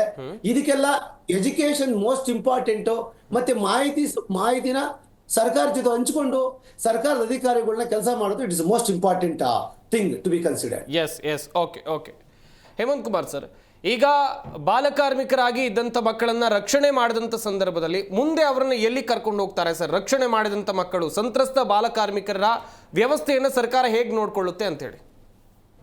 ರಕ್ಷಣೆ ಮಾಡಿ ಕಮಿಟಿಗೆ ಪ್ರೊಡ್ಯೂಸ್ ಮಾಡ್ತಾರೆ. ಓಕೆ, ಕಮಿಟಿಗೆ ಪ್ರೊಡ್ಯೂಸ್ ಮಾಡಿದ್ರೆ ನಾವು ಆ ಮಕ್ಕಳನ್ನ ನಮ್ಮ ಬಾಲಮಂದಿರಗಳಲ್ಲಿ, ಸರ್ಕಾರಿ ಬಾಲಮಂದಿರ ಮತ್ತೆ ಪಾಲನಾ ಸಂಸ್ಥೆಗಳಲ್ಲಿ ನಾವು ಆ ಮಕ್ಕಳನ್ನ ಇಡ್ತೀವಿ. ಸಂಬಂಧಪಟ್ಟ ಕಾರ್ಮಿಕ ಅಧಿಕಾರಿಗೆ ನಾವು ಈ ಮಗುದು ಪ್ರಕರಣ ದಾಖಲೆ ಮಾಡಿಕೊಂಡು ಅವರಿಗೆ ನ್ಯಾಯ ಕೊಡಿ ಅಂತ ಹೇಳ್ತೀವಿ. ಆದರೆ ಆ ಮಗು ನನಗೆ ಕೇಸ್ ಏನು ಬೇಡ, ನಾನು ಉತ್ತರ ಭಾರತದಲ್ಲಿರೋದು, ನಾನು ಹುಷಾರಿಲ್ಲ, ಹೋಗ್ಬೇಕು ಅಂತ ಎಷ್ಟು ದಿವಸ ಇಡ್ಬೋದು? ಇಲ್ಲಿ ನ್ಯಾಯ ಎಷ್ಟು ದಿವಸ ಕೊಡ್ತಾರೆ ಇವರು ಕಾರ್ಮಿಕ ಅಧಿಕಾರಿ? ಅವ್ರು ಚಾರ್ಜ್ ಶೀಟ್ ಹಾಕೋದಕ್ಕೆ 1 ತಿಂಗಳು 2 ತಿಂಗಳು ಒಂದು ಸ್ಟೇಟ್ಮೆಂಟ್ ತಗೊಂಡ್ ಬಿಡ್ತಾರೆ. ಆಮೇಲೆ ಅವರು ಮಾಲೀಕರು ಅವ್ರನ್ನ ಹೋಗಿ ನೋಡ್ತಾರೆ, ಚಾರ್ಜ್ ಶೀಟ್ ಬೇರೆ ರೀತಿ ಆಗ್ತದೆ. ಇದು ನಾವು ಇಟ್ಕೊಳ್ತೀವಿ, 1 ತಿಂಗಳು 2 ತಿಂಗಳು ಇಡ್ಬೋದು. ಅವ್ರ ಪೇರೆಂಟ್ಸ್ ಬರ್ತಾರೆ, ನಮ್ಗೆ ಯಾವುದು ಪರಿಹಾರ ಬೇಡ, ನಾವು ಬಿಟ್ಟರೆ ಸಾಕು, ಊರಿಗೆ ಹೋಗ್ತೀವಿ ಅಂತಾರೆ. ನಾವೇನು ಮಾಡಬೇಕು? ನಾವು ಬಿಡ್ತೀವಿ. ಆದರೆ ಇವರು ಕೇಸನ್ನು ನಡೆಸಬೇಕು, ಯಾರು ಕಾರ್ಮಿಕ ಅಧಿಕಾರಿಗಳು ಕೇಸನ್ನು ನಡೆಸಬೇಕು. ಮತ್ತು ನಮ್ಮ ಲಾಯರ್ ಸರ್ ಹೇಳ್ತಾ ಇದ್ರು, ಯಾವುದು ನಮ್ಮ ಮಕ್ಕಳ ನ್ಯಾಯ ಕಾಯ್ದೆ ಅಂತ ಇದೆ 2015, ಇದರಲ್ಲಿ ಸೆಕ್ಷನ್ 79ನಲ್ಲಿ ಯಾವುದೇ ಮಗುನ ದುಡಿಮೆಗೆ ಇಟ್ಕೊಂಡು ಅವನಿಗೆ ವಂಚನೆ ಮಾಡಿದರೆ, ಸಂಬಳದಲ್ಲಿ ಆಗಲಿ ದುಡಿಮೆಗೆ ಇಟ್ಕೊಂಡಿದ್ದೇ ಆಗಲಿ 5 ವರ್ಷ ಕಾರಾಗೃಹ ಶಿಕ್ಷೆ ಇದೆ, 1 ಲಕ್ಷದವರೆಗೂ ದಂಡ ಇದೆ. ಆದರೆ ಅದನ್ನು ಯಾರು ಮಾಡಬೇಕು? ನಮ್ಮ ಕಾರ್ಮಿಕ ಅಧಿಕಾರಿಗಳು FIR ದಾಖಲು ಮಾಡಿಕೊಂಡು ಕೇಸನ್ನು ಚಾರ್ಜ್ ಶೀಟ್ ಸಲ್ಲಿಸಿ ಮಗುಗೆ ನ್ಯಾಯ ಕೊಡೋ ಕೆಲಸ ಆಗಬೇಕು. ಅವರು ನ್ಯಾಯ ಮಾಲೀಕರಿಗೆ ಕೊಡ್ತಾರೆ. ಈ ಥರ ನಾವು ಲೇಬರ್ ಒಟ್ಟಿಗೂ ನಾವು ಕೆಲಸ ಮಾಡಿದ್ದೀವಿ. ಅಲ್ಲಿ ಕೇಸ್ ಗೆದ್ದಿರೋದು ಅಲ್ಲಿ ಮತ್ತು ಹೈಕೋರ್ಟಲ್ಲಿ ಕೇಸ್ ಗೆದ್ದಿರೋದು 100ಕ್ಕೆ 1 ಅಷ್ಟೇ ಕಾರ್ಮಿಕನಿಗೆ ನ್ಯಾಯ ಸಿಕ್ಕಿರೋದು. ಇನ್ನು ಮಿಕ್ಕಿದ್ದೆಲ್ಲ ಕಾರ್ಮಿಕನಿಗೆ ನ್ಯಾಯ ಎಲ್ಲ ಮಾಲೀಕರಿಗೆ ನ್ಯಾಯ ಆಗಿದೆ. ಯಾಕೆ ಅಂದರೆ ಅವರು ಅಲ್ಲಿವರೆಗೂ ಹೋರಾಡೋ ಶಕ್ತಿ ಕಾರ್ಮಿಕರಿಗೆ ಇರಲ್ಲ. ಅದು ಒಂದು. ಇನ್ನೊಂದು, ಸಾಮಾನ್ಯವಾಗಿ ನೋಡಿ, ನಮ್ಮಲ್ಲಿ ಜನಸಂಖ್ಯೆ ಹೇಳ್ಬಿಡ್ತಾರೆ, ಜನಸಂಖ್ಯೆ ಇದೆ ಏನು ಮಾಡೋಕ್ಕಾಗಲ್ಲ ಅಂತ. ಸರ್, ಚೀನಾ ಜನಸಂಖ್ಯೆ ನಮ್ಮದಕ್ಕಿಂತ ಜಾಸ್ತಿ ಇದೆ ಸರ್. ಓಕೆ. ಅವರು ಜನಸಂಖ್ಯೆ ಮೇಲೆ ಹೇಳಲ್ಲ, ಅವರು ಜನಸಂಖ್ಯೆ ಮೇಲೆ ಹೇಳ್ಬಾರ್ದು. ಓಕೆ. ಇವತ್ತು ನಮ್ಮಲ್ಲಿ ಏನಾಗಿದೆ ಅಂದರೆ, ನಮ್ಮ ಸರ್ಕಾರದ ಏನು ಇಂಪ್ಲಿಮೆಂಟ್ ಏಜೆನ್ಸಿಗಳು ನನ್ನ ಮೇಲೆ ನೀವು ಹೇಳೋದು, ನಿಮ್ಮ ಮೇಲೆ ನಾವು ಹೇಳೋದು, ಎಲ್ಲರ ಮೇಲೆ ಎಲ್ಲರೂ ಹೇಳ್ಕೊಂಡಿದ್ರೆ ಪ್ರಾಬ್ಲಮ್ಸು ಹಾಗೇ ಇರುತ್ತೆ. ನನಗೆ ನನ್ನ ಒಂದು ಜವಾಬ್ದಾರಿ ಕೊಟ್ಟಿದ್ದಾರೆ. ಏನಕ್ಕೆ ಜವಾಬ್ದಾರಿ ಕೊಟ್ಟಿದ್ದಾರೆ? ಈ ಸಮಸ್ಯೆ ಇದೆ, ಈ ಸಮಸ್ಯೆ ನೀನು ಪರಿಹರಿಸು ಅಂತ. ನಾನು ಸಮಸ್ಯೆ ಇದೆ ಅಂತ ಹೇಳೋದಲ್ಲ, ಜವಾಬ್ದಾರಿ ಕೊಟ್ಟಿದ್ದೆ, ನನ್ನ ಕೆಲಸ ನಾನು ಮಾಡಬೇಕು. ನಾನು ಯಾರ ಮೇಲೂ ಹೇಳ್ಬಾರ್ದು. ಇವಾಗ ನನ್ನ ಕಮಿಟಿ ಮುಂದೆ ಬಂದರೆ ನಾನು ಆ ಮಗುಗೆ ಏನು ನ್ಯಾಯ ಒದಗಿಸ್ಬೇಕು ಅದನ್ನು ನಾನು ಒದಗಿಸ್ಬೇಕು. ಕಾರಣ ಕೊಡ್ತು ಅಂದರೆ ಅಲ್ಲಿಗೆ ಮುಗೀತು. ಆ ಸಮಸ್ಯೆಗಳು ಹಾಗೇ ಇರುತ್ತೆ. ಕಾರಣ ಕೊಡಬಾರದು. ನಾವು ಜನಸಂಖ್ಯೆಗೂ ಕಾರಣ ಅಲ್ಲ. ನೋಡಿ, ಚೈನಾ ಎಲ್ಲದಕ್ಕೂ ಜನಸಂಖ್ಯೆ ನಮ್ಮಕ್ಕಿಂತ ಮುಂದೆ ಇದೆ. ಅಲ್ಲಿಯ ವ್ಯವಸ್ಥೆ ಹೇಗಿದೆ ಚೈನಾದಲ್ಲಿ, ಕಾರಣ ಕೊಡೋಕ್ಕಾಗಲ್ಲ. ನಾವು ಅದನ್ನ ಯೋಚನೆ ಮಾಡಬೇಕು. Okay. Okay. Doctor Raghavendra sir, ಸಾಕಷ್ಟು ಕಡೆಗಳಲ್ಲಿ ನಾನು ನೋಡ್ತಾ ಇರ್ತೀವಿ, ಕೆಲವೊಂದಿಷ್ಟು ವಿದ್ಯಾರ್ಥಿಗಳು ಶಾಲೆಗೆ ಹೋಗ್ತಾರೆ, ಶಾಲೆ ಮುಗಿಸ್ಕೊಂಡು ಬಂದು ಕೆಲವೊಂದು ಕಡೆಯಲ್ಲಿ ಕೆಲಸಕ್ಕೆ ಹೋಗ್ತಾರೆ, ಪಾರ್ಟ್ ಟೈಮ್ ಜಾಬ್ ಅಂತ ಕರೀತಾರೆ ಅದಕ್ಕೆ. ಅಥವಾ ಎಲ್ಲೋ ಒಂದು ಕಡೆಯಲ್ಲಿ ಶಾಲಾ ರಜಾ ದಿನಗಳಲ್ಲಿ, ಈ ಬೇಸಿಗೆ ರಜೆ ಇರ್ಬೋದು, ದಸರಾ ರಜೆ ಇರ್ಬೋದು, ಈ ಸಂದರ್ಭಗಳಲ್ಲಿ ಅವರು ರಜೆಯನ್ನು ಆಡ್ತಾ ಕಳಿಬೇಕಾದ್ರೆ ಎಲ್ಲೋ ಒಂದು ಕಡೆ ಹೋಗಿ ಕೆಲಸ ಮಾಡ್ತಾರೆ, ಹೋಟೆಲ್ಲು ಅಥವಾ ಬೇರೆ ಬೇರೆ ಕಡೆನೂ ಹೋಗಿ ಕೆಲಸ ಮಾಡ್ತಾರೆ. ಇದು ಸರಿನಾ ತಪ್ಪಾ ಸರ್? ಕಾನೂನಾತ್ಮಕವಾಗಿ ನೋಡೋದಾಗ್ಲೂ, ನೈತಿಕವಾಗಿ ನೋಡೋದಾಗ್ಲೂ, ಬಾಲ್ಯಾವಸ್ಥೆಯಲ್ಲಿ ಮಗುವುದು what is the business of the child? ಮಗು ಏನು ಮಾಡಬೇಕು ಬಾಲ್ಯಾವಸ್ಥೆಯಲ್ಲಿ? ಬಾಲ್ಯಾವಸ್ಥೆ ಅನ್ನುವಂಥದ್ದು ಕೌತುಕದ ಸಮಯ, ಕುತೂಹಲದ ಸಮಯ. ಅಂಡ್ ಬಹಳ ಮುಖ್ಯವಾಗಿ ಒಂದು ಮೊಗ್ಗು ಹೂವಾಗಿ ಅರಳಬೇಕಾದ್ರೆ ಏನೆಲ್ಲ ಅನುಭವಗಳನ್ನು ಪಡ್ಕೋಬೇಕೋ ಆ ಪಡ್ಕೊಳ್ಳೋವಂಥ ಸಮಯ ಅದು. ಆ ಸಮಯದಲ್ಲಿ ಅದು ತಾನಾಗೆ ಹೋಗುತ್ತೋ, ವ್ಯವಸ್ಥೆ ದೂಡುತ್ತೋ, ಆ ಮನೆ ಪರಿಸ್ಥಿತಿ ಆಗಿರುತ್ತೋ ಬೇರೆ ವಿಷಯ. ಎಲ್ಲಿ ತನಕ ಇನ್ನ ನೆಪಗಳನ್ನು ಹುಡುಕ್ತೇವೆ ನಾವು? ಬಾಲ್ಯದಲ್ಲಿ ಮಗು ಕೊಡಬೇಕಾಗಿರೋದೇನು? ಆಟ ಪಾಠ. ಪ್ರತಿಯೊಂದನ್ನು ಕುತೂಹಲದಿಂದ ನೋಡುವಂಥ, ಕೌತುಕದಿಂದ ಕಣ್ಣರಳಿಸಿ ನೋಡುವಂಥ ಅನುಭವಗಳು. ಬಹಳ ಮುಖ್ಯವಾಗಿ ಪೌಷ್ಟಿಕಾಂಶ ಇರತಕ್ಕಂಥ ಆಹಾರ, ಸುರಕ್ಷಿತವಾದಂತಹ ವಾತಾವರಣ. ಇದು ಕೇವಲ ತಂದೆ ತಾಯಿದಲ್ಲ, ಒಂದು ಸಮಾಜದ ಕರ್ತವ್ಯ ಇದು. ತಂದೆ ತಾಯಿನೇ ತಮ್ಮ ಕಷ್ಟ ಹೇಳ್ಕೊಂಡು ಇವ್ರನ್ನ ಮುಂದಕ್ಕೆ ದೂಡ್ತಾರೆ ಅನ್ನೋದಾದ್ರೆ, ಎಲ್ಲಿ ತಂದೆ ತಾಯಿ ಆದರೂ ಅವರು ಅಲ್ಲಿಗೆ ಅವರು ಹುಟ್ಟಿಸಿದ್ರು ಅಷ್ಟೇ. ನಿಜವಾದ ತಂದೆ ತಾಯಿ ಯಾರು ಅಂದರೆ ಆ ಮಗುವಿಗೆ ಸುಭದ್ರವಾದಂಥ ಭವಿಷ್ಯ ಕೊಡೋರು. ಅಂಡ್ ಹಣ ಖರ್ಚು ಮಾಡ್ತಾ ಇದ್ದೀವಿ ನಾವು ಸರ್ಕಾರದ ಕಡೆಯಿಂದ. ಬಟ್ ಎಲ್ಲರಿಗೂ ಏನಾಗಿದೆ, ಅಗೈನ್ ಇದು ಮೂರನೇ ದುರಂತ ಸರ್ಕಾರಿ ವ್ಯವಸ್ಥೆಯಲ್ಲಿ. ಈ ಮದ್ಯವನ್ನು ತಯಾರಿಸಿ ಅವರು ಬೇರೆ, ಮಾರಾಟ ಮಾಡೋದು ಸರ್ಕಾರ, ಮದ್ಯಪಾನ ಸಂಯಮ ಮಂಡಳಿ ಅಂತ ಇರೋದು ಸರ್ಕಾರದಲ್ಲೇ. ಕೊಳಚೆ ನಿರ್ಮೂಲನಾ ಮಂಡಳಿ ಅಂತ ಹೇಳಿ ನಾನು ವಿದ್ಯಾರ್ಥಿ ದೆಸೆಯಿಂದ ಬೋರ್ಡ್ ಓದ್ತಾನೆ ಇದ್ದೀನಿ. ಎಷ್ಟು ಕಡೆ ನಿರ್ಮೂಲನ ಆಗಿದೆ ಕೊಳಚೆಗಳು? ಇರೋ ಕಡೆ ಎಲ್ಲ ಪುಟ್ಪುಟಾಣಿ ಗೃಹಗಳು ಬಂದು ಇನ್ನೊಂದಷ್ಟು ಹೊಸ ಕೊಳಚೆಗಳಾಗಿದೆ. ಅಂದ್ರೆ ಇದನ್ನ ಕ್ಲೋಸ್ ಮಾಡಿದ್ರೆ ಯಾರಿಗೂ ಲಾಭ ಇಲ್ಲ. ನಿಜ. ಈ ಅಂಗಡಿ ಓಪನ್ ಇದ್ರೆ ಮಾತ್ರ ಯಾರಿಗಾದ್ರೂ ಲಾಭ. ಎಲ್ಲಿ ತನಕ ಇದನ್ನ ಈಗ ಕಾರ್ಮಿಕ ಇಲಾಖೆಯ ಅಧಿಕಾರಿಗಳು ಈ ಕೆಲಸ ಮಾಡಬೇಕು ಅಂತ ಹೇಳ್ತಿದ್ರು ಮಾನ್ಯರು.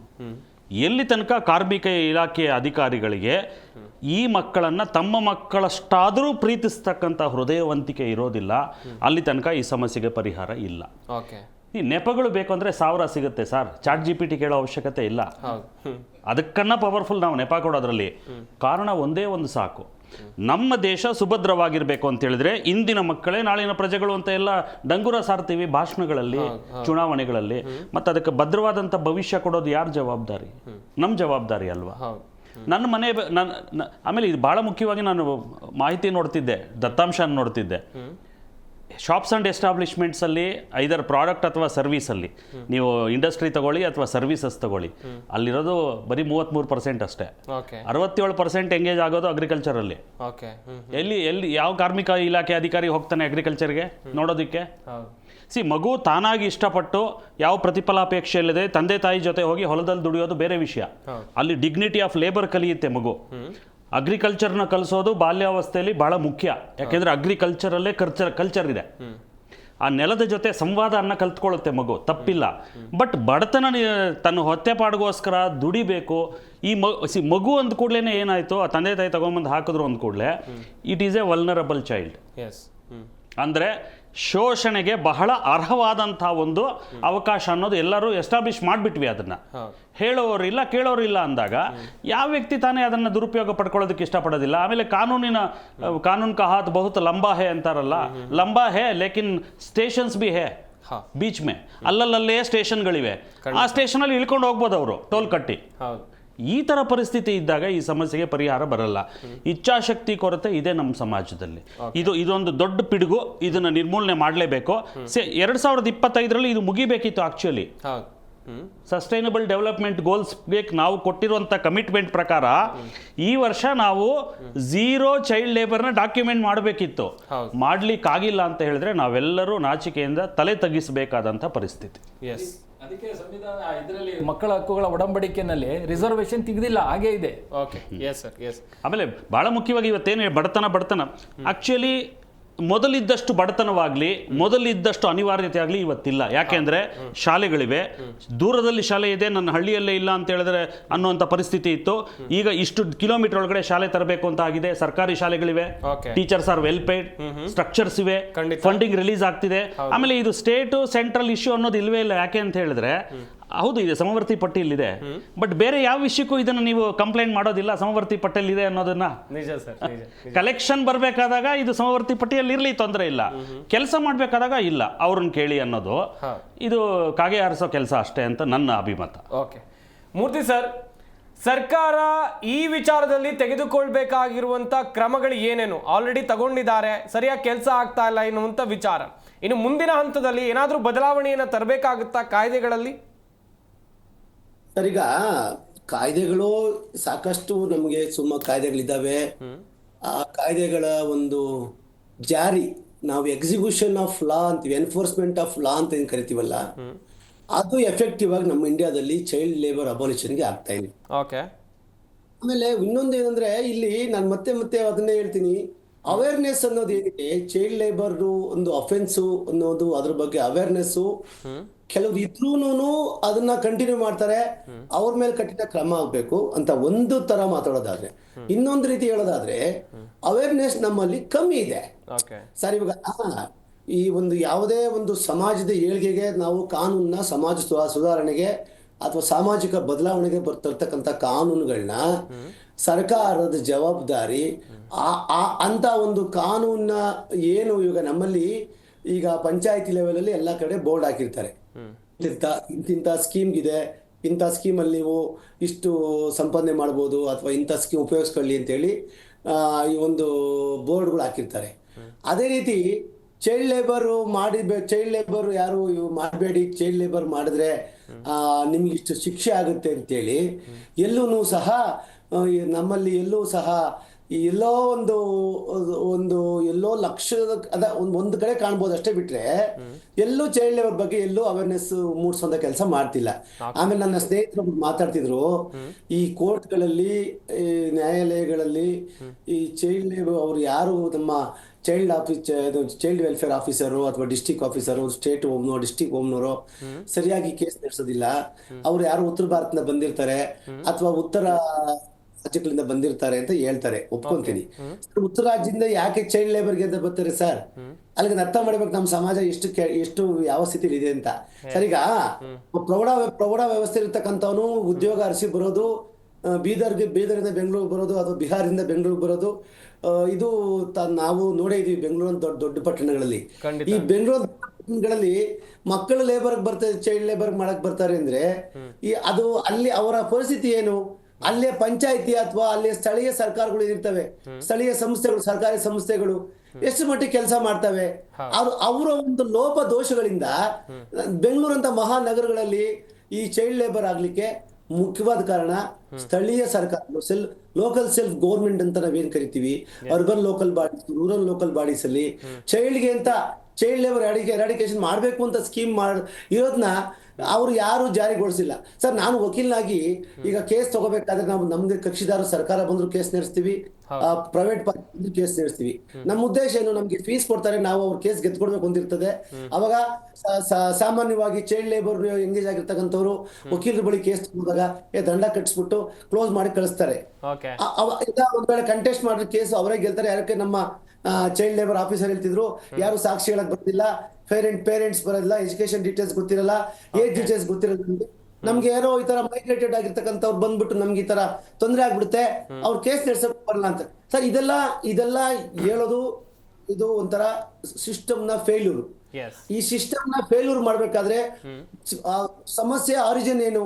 ಸಮಸ್ಯೆ ಆರಿಜಿನ್ ಫಸ್ಟ್ 14 years ಗಿಂತ ಕಮ್ಮಿ ಇರ್ತಕ್ಕಂಥವ್ರು ಎಲ್ಲಾನ ಯಾರನ್ನ ಕಟ್ಟಿ ಬಿದ್ರೆ ಅಂತವನ್ನ ತಕ್ಷಣ ಸ್ಥಳೀಯ ಚೈಲ್ಡ್ ಲೇಬರ್ ಸ್ಥಳೀಯ ಆಫೀಸರ್ಗಳು ತಿಳಿಸಿ ಅವರ ತಂದೆ ತಾಯಿಗಳು ಮಾಡಿದ್ರೆ ಸ್ವಲ್ಪ ಸುಧಾರಣೆ ಆಗ್ಬೋದು. ಇಲ್ಲ ಕಾನೂನಲ್ಲೇ ಆಗ್ಬೇಕು ಅಂತ ಇದ್ರೆ ಸರ್ ಇದು ಕಾನೂನಲ್ಲೇ ಆಗೋದು ತುಂಬಾ ತುಂಬಾ ತುಂಬಾ ತುಂಬಾ ಡಿಲೇ ಆಗುತ್ತೆ ಸರ್. ಇದು ತುಂಬಾ ಡಿಲೇ ಆಗುತ್ತೆ. ಜವಾಬ್ದಾರಿ ಇದು. Okay okay Hemant Kumar sir, ನೀವು ಹೇಳ್ತಾ ಇದ್ರಿ ಈ ಚೈಲ್ಡ್ ಲೇಬರ್ಗಳ ಹಿಂದೆ ಒಂದು ದೊಡ್ಡ ದಂಧೆ ಇದೆ ಅಂತೇಳಿ. ಯಾವ ರೀತಿಯಾದಂಥ ದಂಧೆ ಸರ್? ಇದಕ್ಕೆ ಸಂಪೂರ್ಣವಾಗಿ ಕಡಿವಾಣ ಹಾಕಬೇಕು ಅಂತ ಹೇಳಿದ್ರೆ ಚುಟುಕಾಗಿ ಹೇಳ್ತಾ ಹೋಗೋದಾದ್ರೆ ಸರ್? ದಂಧೆ ಅಂದ್ರೆ ಯಾವುದೇ ಮಗು ಮೆಜೆಸ್ಟಿಕ್ ರೈಲ್ವೆ ಸ್ಟೇಷನ್ ಬಸ್ ಸ್ಟ್ಯಾಂಡಿಗೆ ಬಂದ್ರೆ ಅಲ್ಲಿ ಬ್ರೋಕರ್ಗಳು ನಿಂತಿರ್ತಾರೆ ಸರ್. ಓಕೆ, ಅಲ್ಲಿಂದ ಕರ್ಕೊಬಂದು ಹೋಟ್ಲಿಗೆ ಬಿಡ್ತಾರೆ. ಕೆಲಸ ಬೇಕಂತ ಕರ್ಕೊಂಡು ಫ್ಯಾಕ್ಟ್ರಿಗಳಿಗೆ ಬಿಡ್ತಾರೆ. ಅವ್ರ ಹತ್ರ ಇವರು ಹಣ ತಗೊಳ್ತಾರೆ. ಈ ತುಳಸಿ ಪಾರ್ಕ್ ಹತ್ರ ನಿಂತಿರ್ತಾರೆ 7-8 ಜನ. ಯಾವುದೇ ಒಂದು ಮಗು ಬಂದ್ರೆ ಫಸ್ಟ್ ಅವ್ರು ಕರ್ಕೊಂಡು ಹೋಗೋರು. ಹೋಟ್ಲಿಗೆ ಬಿಟ್ಬಿಡೋದು, ಬಿಟ್ರೆ 200 ರೂಪಾಯಿ 500 ರೂಪಾಯಿ ತಗೊಂಡು ಹೋಗೋದು. ಅವ್ನು 1 ದಿವಸ ಇರಲಿ 2 ದಿವಸ ಇರಲಿ ಬಿಟ್ಟಿದ್ದಕ್ಕೆ ತಗೊಂಡು ಹೋಗೋದು.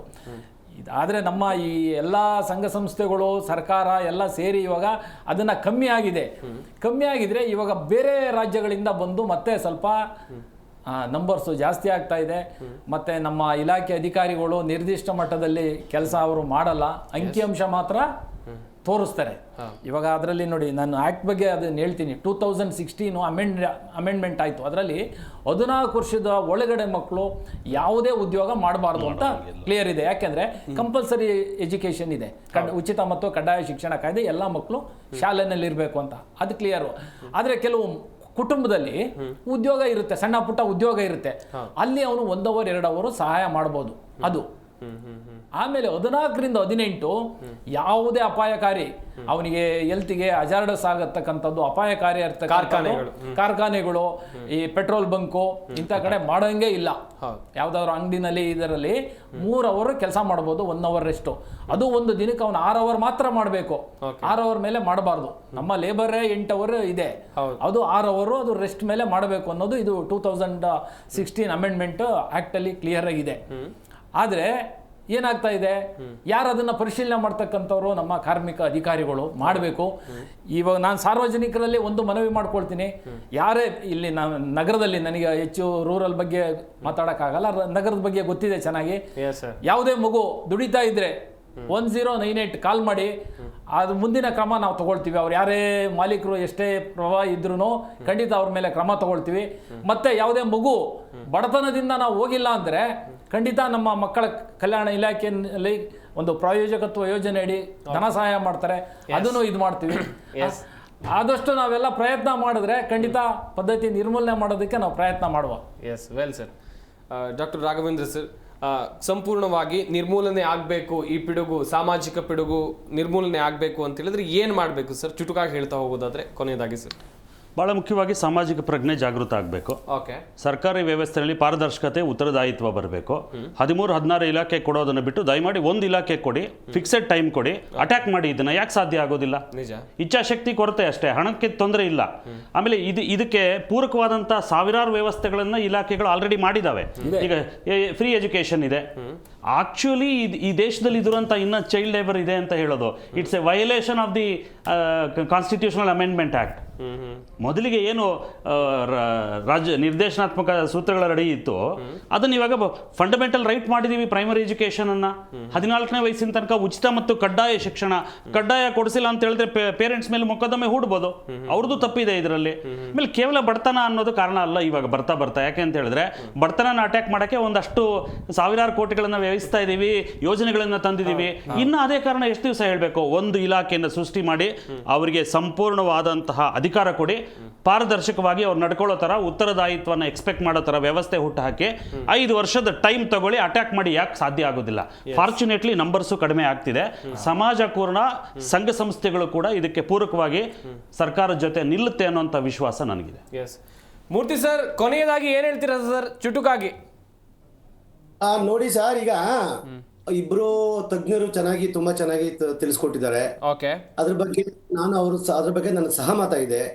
ಬಟ್ ನಾನು ಬರೀ ನಾವು ಈ ಕಾನೂನುಗಳನ್ನ ಜಾರಿಗೊಳಿಸ್ತೀವಿ, ಕಾನೂನು ಜಾರಿಗೊಳಿಸಿದ್ಮೇಲೆ ಅದರಿಂದ ಆಗ್ತಕ್ಕಂಥ ಸಾಧಕ ಬಾಧಕಗಳು ಅಥವಾ ಅದು ಪ್ರಯೋಜನ ಆಗ್ತಿದ್ಯಾ, ಪ್ರಯೋಜನ ಆಗ್ತಿದ್ಯಾ ಅಂತ ನಾವೆಲ್ಲೂ ಚೆಕ್ ಮಾಡೋದಿಲ್ಲ.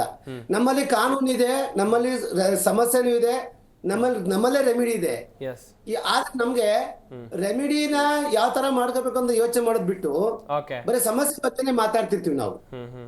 ಹಂಗಾಗಿ ಸಮಸ್ಯೆ ಬಂದಾಗ ಅದಕ್ಕೆ ರೆಮಿಡಿ ಇದೆ, ಆ ರೆಮಿಡಿನ ಜಾರಿಗೊಳಿಸ್ಲಿಕ್ಕೆ ಒಂದು ಮಷಿನರಿ ಇದೆ. ಆ ಮಷಿನರಿ ಜೊತೆ ನಾವು ಕೋಆಪರೇಟ್ ಮಾಡಬೇಕು. ಸ್ವಾಸ್ಥ್ಯ ಸಮಾಜ ಕಟ್ಟಲಿಕ್ಕೆ, ಚೈಲ್ಡ್ ಲೇಬರ್ ಮುಕ್ತ ಸಮಾಜ ಮಾಡ್ಲಿಕ್ಕೆ ಎಲ್ಲ ಪೇರೆಂಟ್ಸ್ನ, ಎಲ್ಲ ಕಾರ್ಮಿಕ ಅಧಿಕಾರಿಗಳು, ಸರ್ಕಾರದವರು, ಮಾಧ್ಯಮದವರ ಕರ್ತವ್ಯ ಅಂತ ನಾವು ತಿಳ್ಕೊಂಡ್ರೆ ಸಾಕು. ನಮ್ಮಲ್ಲಿ ಏನ್ ಚೈಲ್ಡ್ ಲೇಬರ್ ಅಂತ ಇದೆ ಅಟ್ಲೀಸ್ಟ್ 50% ಕಮ್ಮಿ ಆಗುತ್ತೆ ಸರ್. ಇದು ನನ್ನ ಒಂದು ಓಕೆ. ಗಮನಿಸಿದ್ರೆ ವೀಕ್ಷಕರೇ, ನಮ್ಮ ಈ ಚರ್ಚಾ ಕಾರ್ಯಕ್ರಮದಲ್ಲಿ ಸಾಕಷ್ಟು ವಿಚಾರಗಳ ಕುರಿತು ನಾವು ಚರ್ಚೆಯನ್ನು ಮಾಡಿದ್ವಿ. ಚರ್ಚೆಯಲ್ಲಿ ಭಾಗಿಯಾದಂಥ RLN ಮೂರ್ತಿ ಅವರು, ಹೇಮಂತ್ ಕುಮಾರ್ ಅವರು, ಡಾಕ್ಟರ್ ರಾಘವೇಂದ್ರ ಶಾಮಲೀಲಾ ಅವರು, ಎಲ್ಲರಿಗೂ ಕೂಡ ಧನ್ಯವಾದಗಳು ಚರ್ಚೆಯಲ್ಲಿ ಭಾಗಿಯಾಗಿ ಸಾಕಷ್ಟು ಮಾಹಿತಿಯನ್ನು ಕೊಟ್ಟಿದ್ದಕ್ಕಾಗಿ. ವೀಕ್ಷಕರೇ, ಈ ಬಾಲ ಕಾರ್ಮಿಕ ಪದ್ಧತಿಯನ್ನ ನಿರ್ಮೂಲನೆ ಮಾಡೋಕೆ ಎಲ್ಲರ ಮೇಲೂ ಕೂಡ ಜವಾಬ್ದಾರಿ ಇದೆ. ಕೇವಲ ಸರ್ಕಾರಕ್ಕೆ ಮಾತ್ರ ಅಲ್ಲ, ಕೇವಲ ಮಕ್ಕಳ ಕಲ್ಯಾಣ ಇಲಾಖೆ ಅವರಿಗೆ ಮಾತ್ರ ಅಲ್ಲ, ಸಾಮಾಜಿಕ ಜವಾಬ್ದಾರಿಯಾಗಿ ನನ್ನ ಮೇಲೂ ಕೂಡ ಇದೆ, ನಿಮ್ಮ ಮೇಲೂ ಕೂಡ ಇದೆ. ಎಲ್ಲೊಂದು ಪುಟ್ಟ ಹುಡುಗ ಕೆಲಸ ಮಾಡ್ತಾ ಇರ್ತಾನೆ ಹೋಟೆಲ್ನಲ್ಲೋ ಇನ್ನೆಲ್ಲೋ ಅಂತ ಹೇಳಿದ್ರೆ ಆತನ ಬಗ್ಗೆ ಮಾಹಿತಿಯನ್ನ ಪಡ್ಕೊಂಡು ಮಕ್ಕಳ ಸಹಾಯವಾಣಿ ಅಂತ ಇರುತ್ತೆ, ಆ ಸಹಾಯವಾಣಿಗೆ ಕರೆ ಮಾಡಿ ತಿಳಿಸಿದಂಥ ತಕ್ಷಣದಲ್ಲಿ ಇಂಥ ಸಮಸ್ಯೆಗಳು ನಿರ್ಮೂಲನೆ ಆಗುತ್ತೆ ಅಂತ ಹೇಳ್ತಾ ಚರ್ಚಾ ಕಾರ್ಯಕ್ರಮವನ್ನು ಮುಗಿಸ್ತಾ ಇದ್ದೀವಿ. ನೋಡ್ತಾ ಇರಿ ಜೀ ಕನ್ನಡ ನ್ಯೂಸ್, ಸತ್ಯವೇ ಸುದ್ದಿಯ ಜೀವಾಳ.